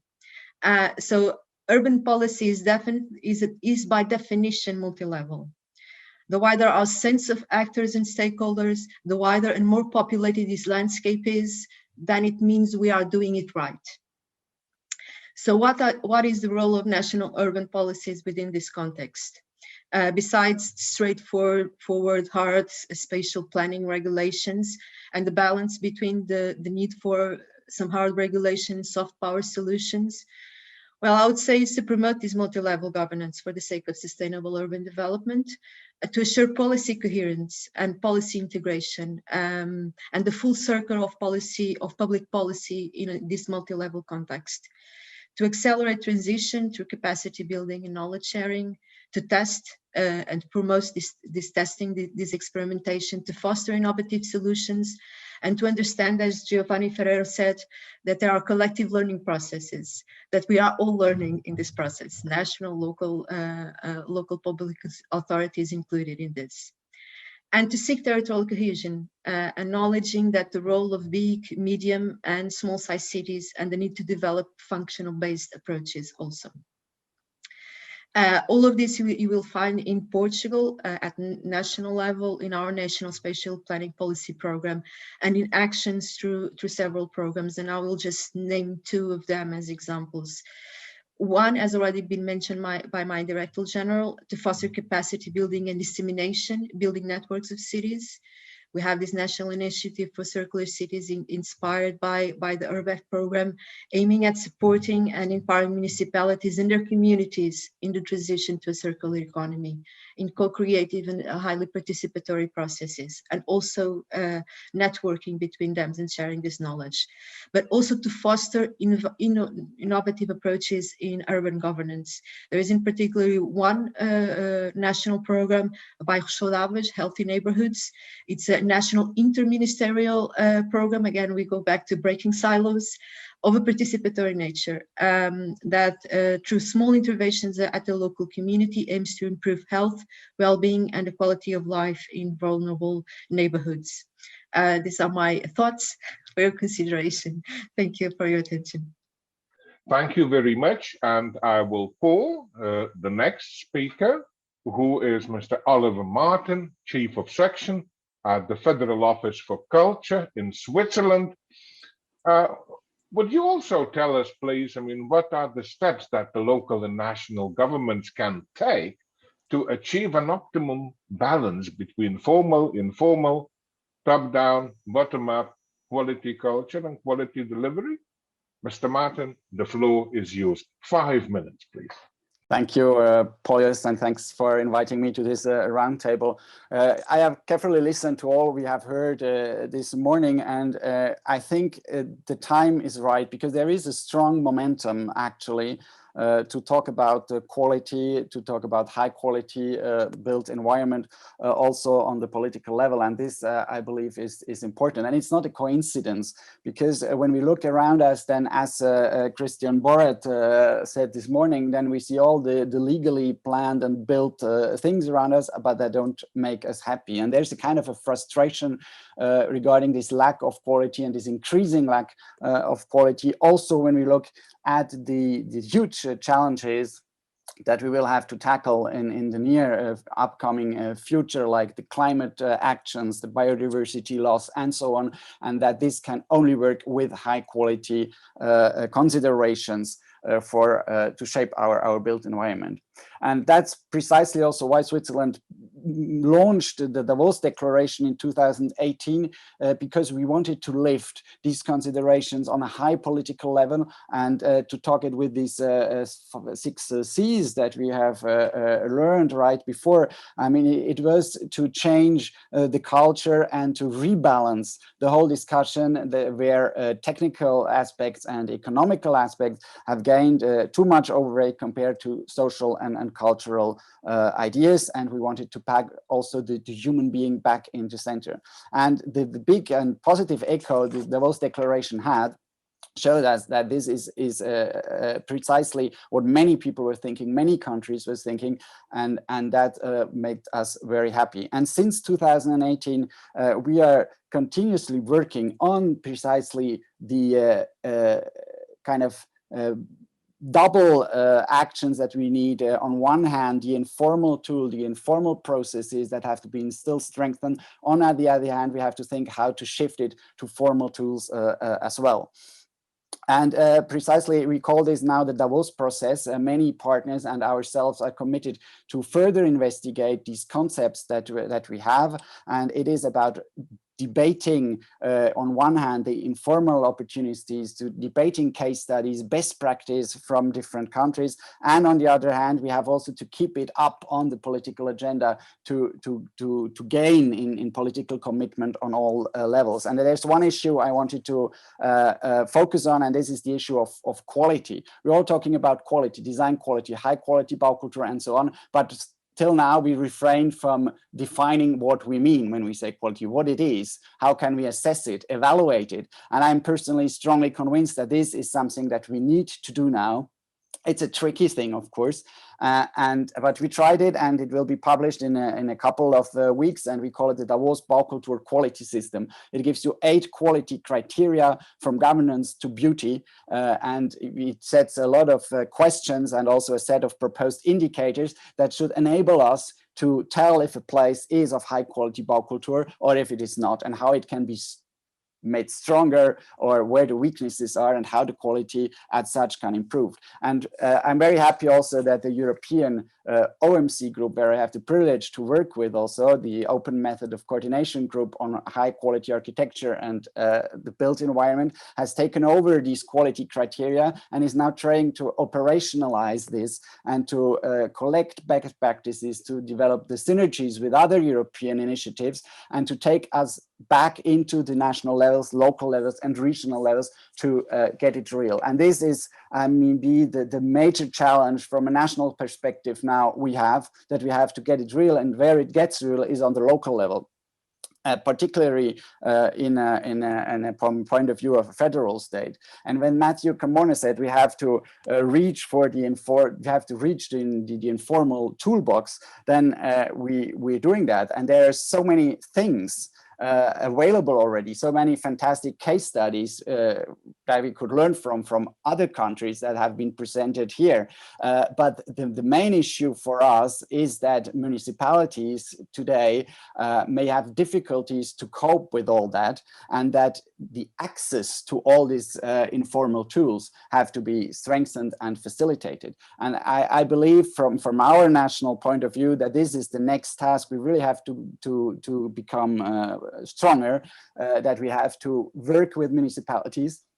And our concern, I must say, is not so much the big cities, it's more the small cities, the rural areas, the villages and so on, where we have people that might be very, of course, positive towards quality, but they are in front of a big range of debate discourse, and we have to facilitate the access and to make them operational in this sense. And we need to work with them, with the local level, more than we did before, probably. And now I guess I have fulfilled my 5 minutes. I would have so many other things to say, but thank you so far, and thanks for having me here. Thank you very much, Mr. Martin. Let me move on to Ms. Annalisa Boni, Secretary General of the Eurocities.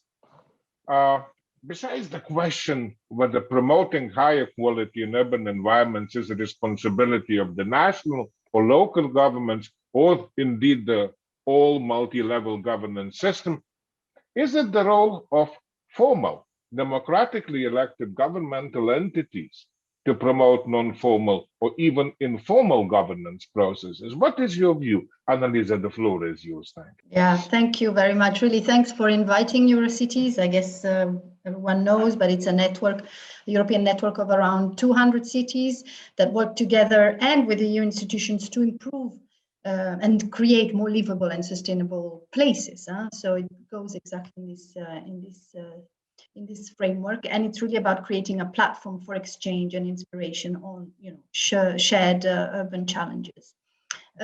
So first of all, let me congratulate all the people that have worked to deliver this project. It's been pure oxygen. It's so rare to spend so many, minutes to follow all this, but it's been really, maybe because of the dark times we're going through, but still it really puts on the table so many innovative ways forward, and that's what we need, really. And yeah, so thank you. And it was great to hear from some of our members like London, Paris, Oslo, Brussels, Turin, Warsaw on this perspective. So thank you very much.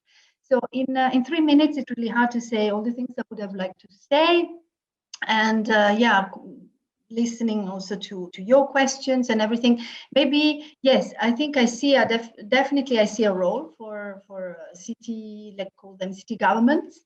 But yeah, what I would like to say is that actually all the Cs that I've heard about this morning, so all the Cs that you have described this morning, I would say really apply to the need and the trends of city governments and administration to evolve and transform, and therefore to make happen this exactly what we talked about this morning.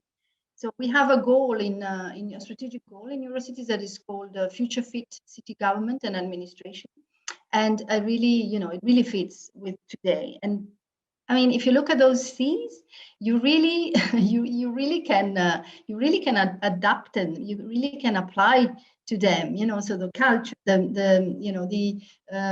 do you say, the mentality and the culture of city administrations, their capacity to work in a different way and building the right skills to do that, the coordination that is needed, so going beyond the silos and the sectors, the collaboration to work, the collaboration needs, so to work with other actors in the ecosystem, the commitment of both the levels of the administrations and the politicians is huge. This idea of continuity, so the idea of continuing it's just, it's always, you're always in a phase like saying it's just the beginning. So, we've looked in Eurocities at quite different elements that, really see this need of transforming public administration. And it goes exactly with your questions, in the sense that, I mean, today we need to adopt a systemic approach to transformation. As I said, have cross-cutting policy making, integrated planning, that's huge. And it doesn't seem to be that easy to happen. So how do you organize a city administration, for instance, on a mission to achieve carbon neutrality? That's a big question.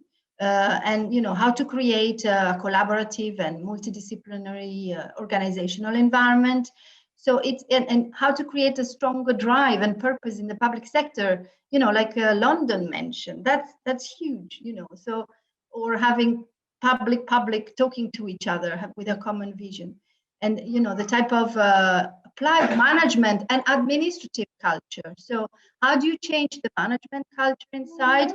I mean, a lot of the barriers we have seen are really related to how the management is organized. Having people, how do we attract talent? How do you make people work towards results rather than time? How do you invent new positions and job profiles? Basically, how do you work towards an administration 3.0? So that was my first thought. It's really around the quality of the administration itself and its transformation. And the second one, it's really about what Torino said. It's a continuous process of experimentation, learning, refining practices, it's really a continuous process. Every urban reality has a different DNA, But I really believe, and that's why I'm still so motivated to work for Eurocities, that is a platform for exchange. I really believe that the potential to learn from practices that have made this kind of experimentation, this kind of transition to a culture of urban design, quality, for instance, is huge.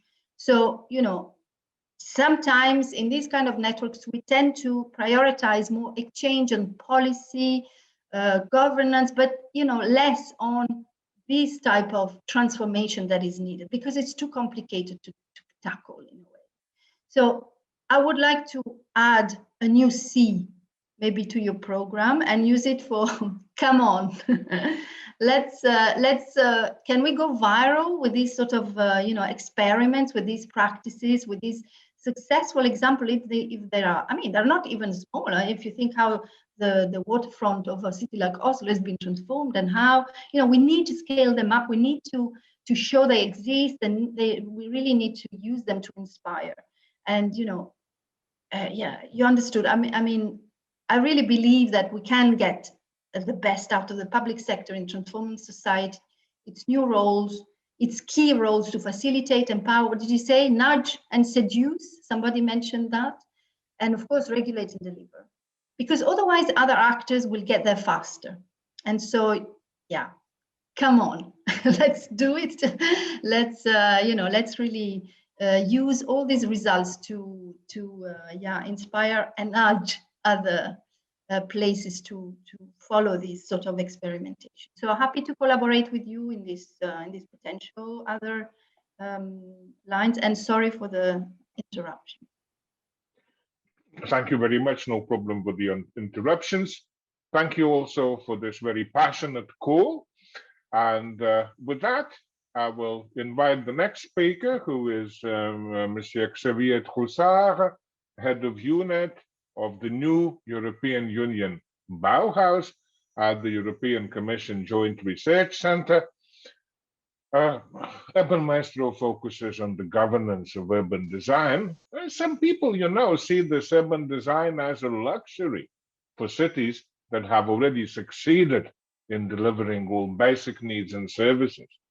But it does appear very strongly in our new urban agenda.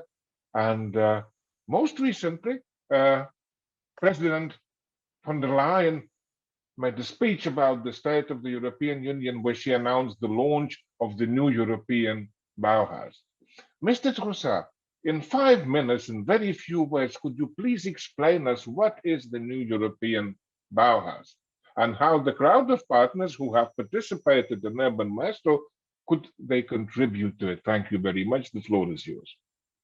Thank you very much, Paulus, and good morning, everybody. I'm more than happy to present in 5 minutes the new European Bauhaus, more so because I believe you have a lot to contribute to this initiative. So as you recall, it's been announced by the President of the Commission, Ursula von der Leyen, and the way she sees it is a way to explore how we can better live together in more beautiful, sustainable and inclusive places.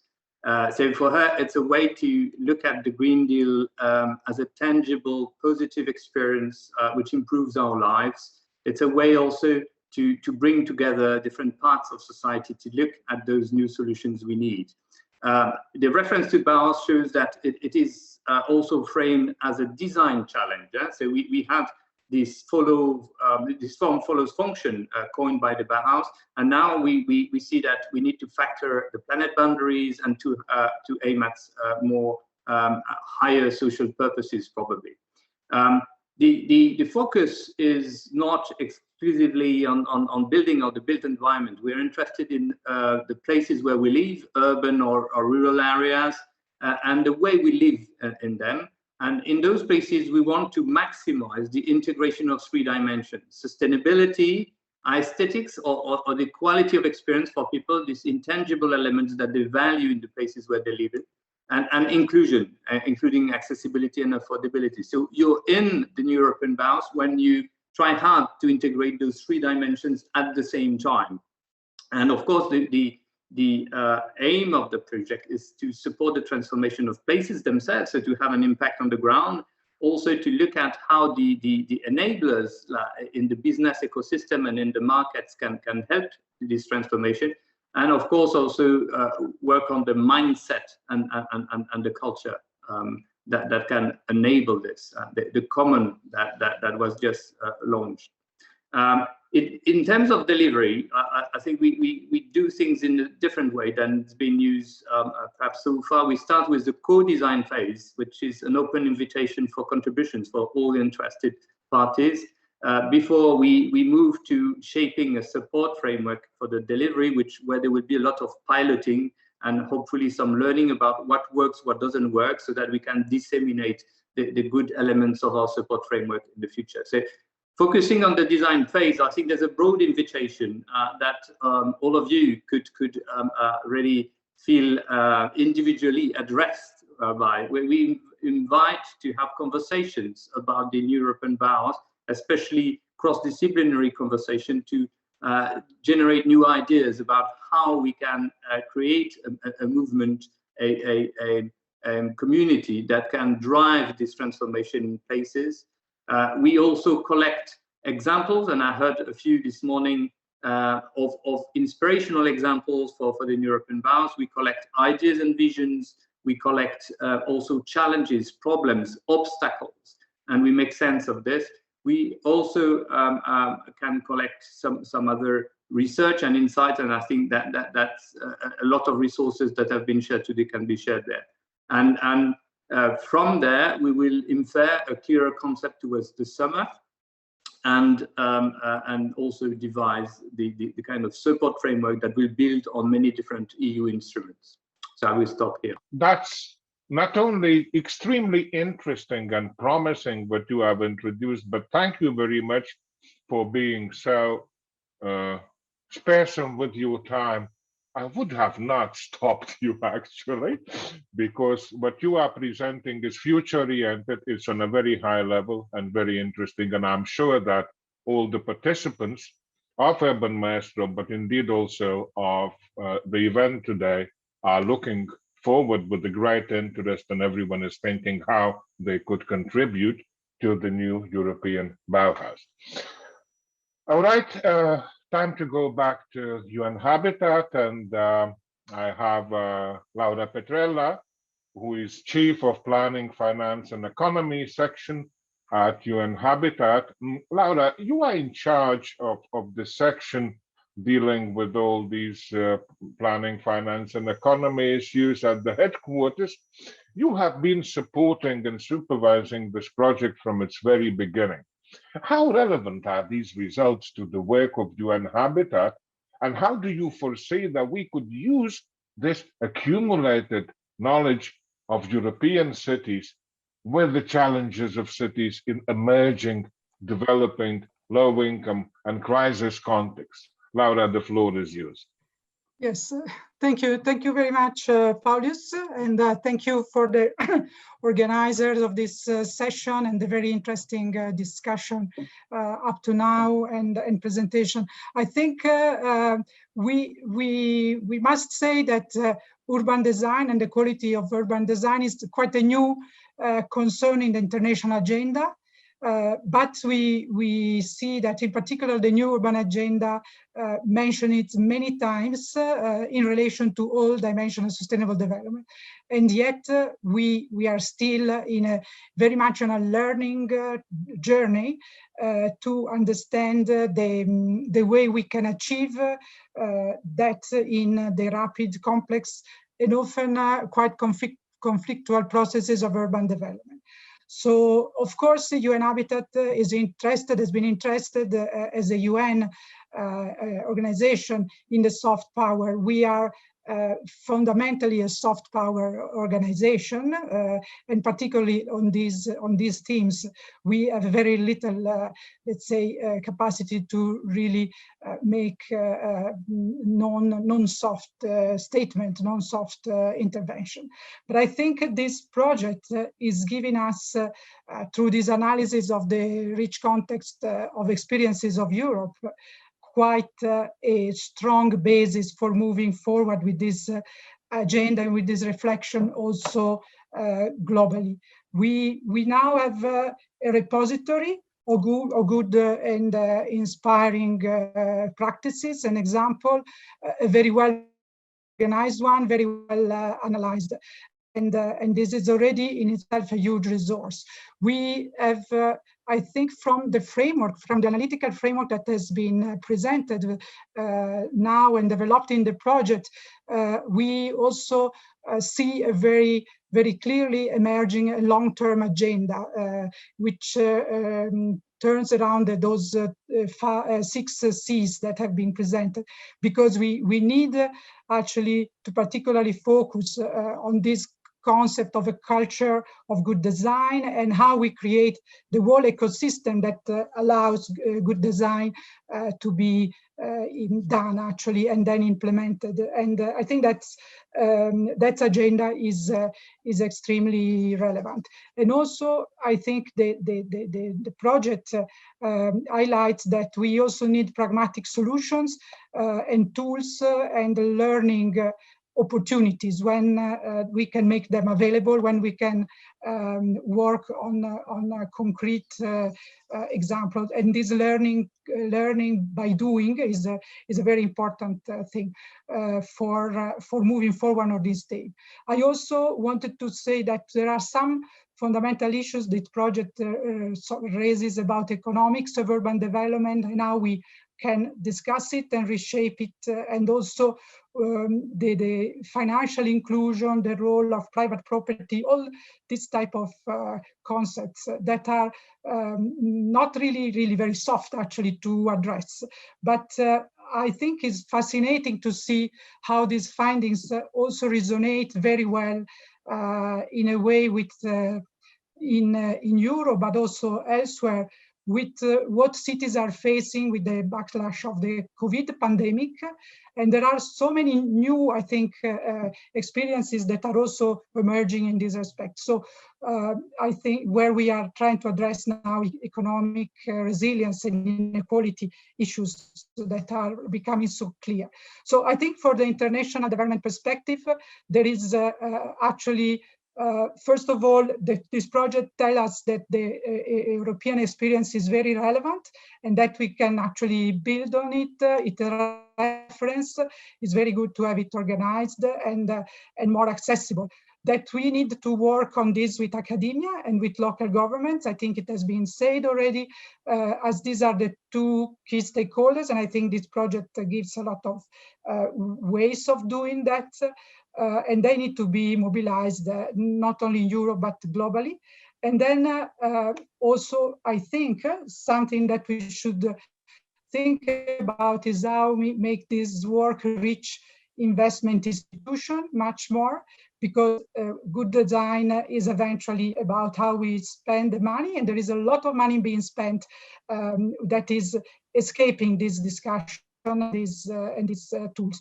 So I think with UN Habitat, we are very keen for this reflection to go on, both in the short, let's say, post-pandemic context, but also in the longer term work that we do on the global development goals, and particularly on urban regeneration and making space for the urban expansion that we have to steer in the future. And we have already several initiatives that could directly interact and have been interacting with this work from our Global Public Space program, our urban lab in particular. We have, I think, a lot to learn, and this learning can continue. But I think also we need to move this discussion to the international policy level as well. I mean, not only in the practice at the city level and country level, within UN Habitat itself, but also at the international level. I'm thinking actually, since we have in 2022 the high-level UN meeting on the review of the new urban agenda, I would really like to see this type of consideration and experiences and lessons and movement, which somebody has been mentioned, to have an impact there in the way issues of urban development are being discussed. So I think I just want to close like that, and hoping that the European Commission and the other partners will be interested to further in this systematic work, very in-depth and very professional, both in Europe but also globally, and bring it into action in new context as well. So thank you very much for giving the opportunity to discuss on this aspect with this group. Thank you. Thank you very much. I think we had a great roundtable with very much of encouragement and insights from Portugal, Switzerland, Eurocities, the European Commission Joint Research Center, and at least Laura from UN Habitat. Please allow me to pass the floor on for concluding remarks. First of all, to Mr. Philippe Froissart, who is the head of unit of Clean Planet and Future Urban and Mobility Systems at the European Commission's Directorate General for Research and Innovation. Thank you very much. Philippe, the floor is yours. So the first point I'd like to highlight regarding Urban Maestro and what we have learned from this project is actually the contribution that the project itself has done towards the implementation of the new urban agenda in the SDGs and the link with the Horizon 2020 actions. I think Urban Maestro has been instrumental in demonstrating the key role of research innovation for the implementation of the Habitat 3 new urban agenda. In fact, for the first time, research innovation has been explicitly acknowledged as a means of implementation of the new urban agenda, highlighting, therefore, the need to integrate digital, cultural, and nature-based and social innovations. This has led to the operationalization of the new urban agenda into a call for actions at EU level, having financed Urban Maestro as an umbrella project, joining the dots between many projects on the urban environment, supporting an integrated model of urban development. I think the integrated and holistic approach that Urban Maestro has promoted has also been vital for the implementation of the SDGs, and in particular SDG 11. Now, the second point is the link between Urban Maestro and the upcoming initiatives and the ongoing initiatives that we have on urban development and urban environment in Europe, namely the Horizon Europe Cities Mission that has been already mentioned by previous speakers, the City Science Initiative, and also something that was mentioned by Xavier in the previous panel, the New European Boroughs Initiative.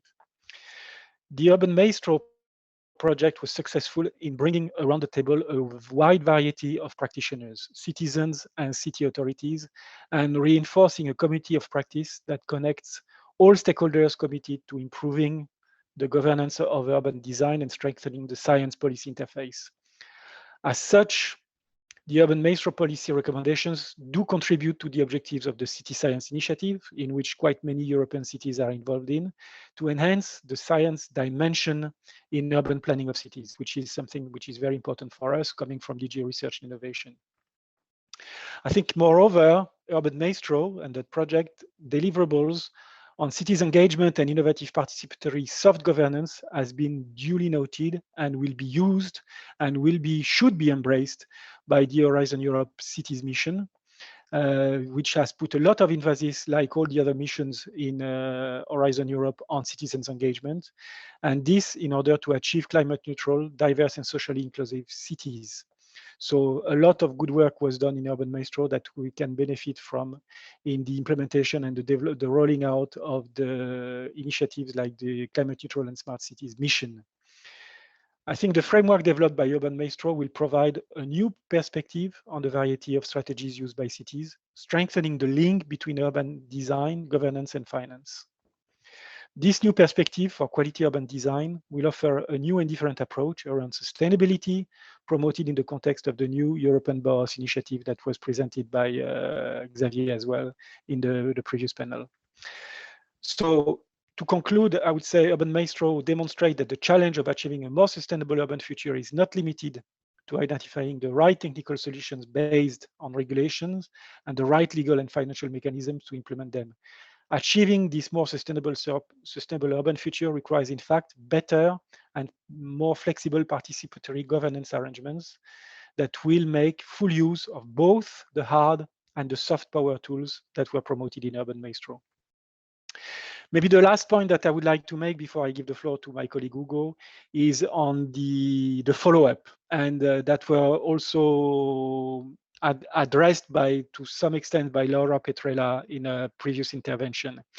Because what I would like to see is that the work that has gone into the project Urban Maestro and the deliverables that have been developed as part of this initiative can be used in a broader context in an international environment. And I think here it's very important that UN Habitat, being in the lead, could contribute to the promotion of the good practices that has been developed as part of this project in an international environment. And I would be very happy to discuss further with the colleagues from UN Habitat how we could do that and how we could engineer that in the future. On this last word, I would like to thank you very much for the opportunity, and thanks again for Urban Maestro for all the good work that they've done. Thank you so much. Hugo? Yeah. I mean, please go ahead. So I will not take too much time because I'm aware that lunch is coming and people might need to grab some food. I just want to make some, it's the moment of thanking people, but those thanks are not just out of politeness. They will be linked to some key policies, messages that I think are really needed when summarizing a project that is at the end. The first and foremost, of course, I would like to thank the UN Habitat, not only the European branch, in particular, the team of Paulus, Frederick, Cecilia, and Annika for the great job they've done, but also the Nairobi branch with both Raf and Laura in particular in her capacity of a member of the advisory board. I think, as Philip has just said, this action allows us to be also protagonists as European Commission Research and Innovation and the EU Research and Innovation in key policy events, not only the most recent one before the COVID, the World Urban Forum, the 10th session in Abu Dhabi, but also I had the privilege to be in Quito in 2016 and to be very happy to see that paragraph on the role of research innovations and means of implementation. Sometimes we tend to underestimate the power of words. Sometimes the European Commission, in particular those applying to Horizon 2020 calls, they say, all these buzzwords. Words are often associated to power and soft power,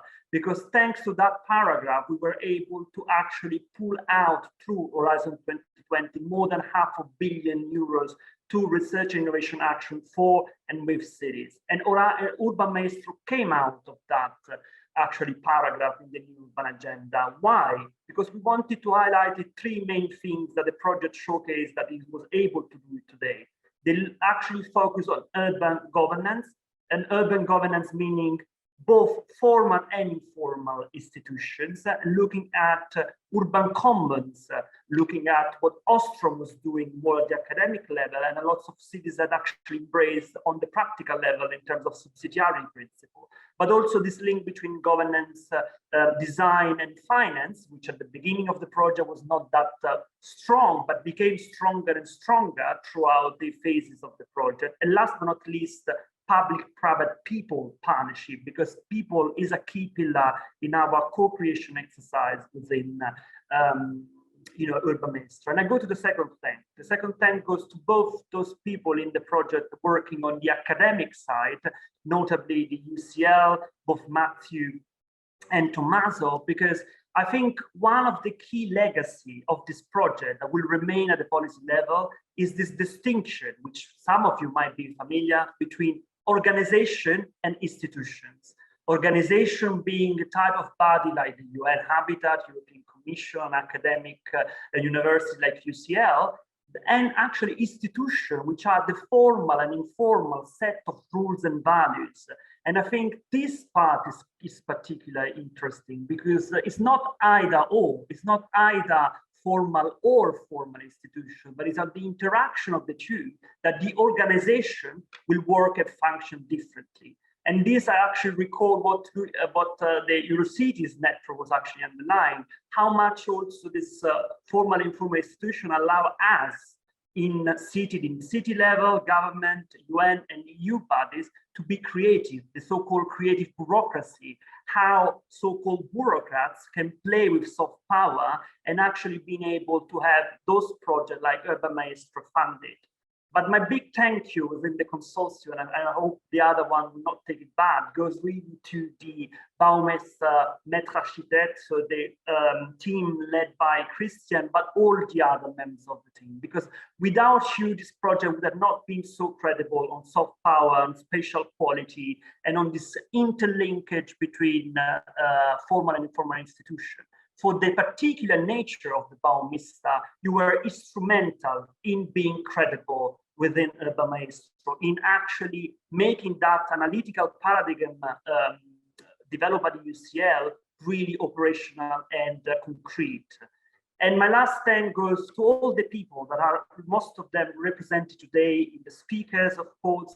Big thank you to the link with the Portuguese presidency of the EU, but also to the family of Horizon 2020 Research and Innovation. For instance, the joint program initiative Urban Europe, that is a key member states-led initiative on R&I for and with cities, to all the people that participate in the advisory board of the Maestro, coming from different Horizon 2020 projects. So Urban Maestro was your umbrella project, as my director, Luisa Prista, said this morning, but you were also instrumental for Urban Maestro to be actually credible in having a unique, although diverse, but still credible narrative of what does it mean actually to have research and innovation at EU level as a means of implementation for resilience, inclusive and sustainable cities. So I hope that this work will continue in a strong cooperation with UN Habitat, also at the global level, as Philippe said.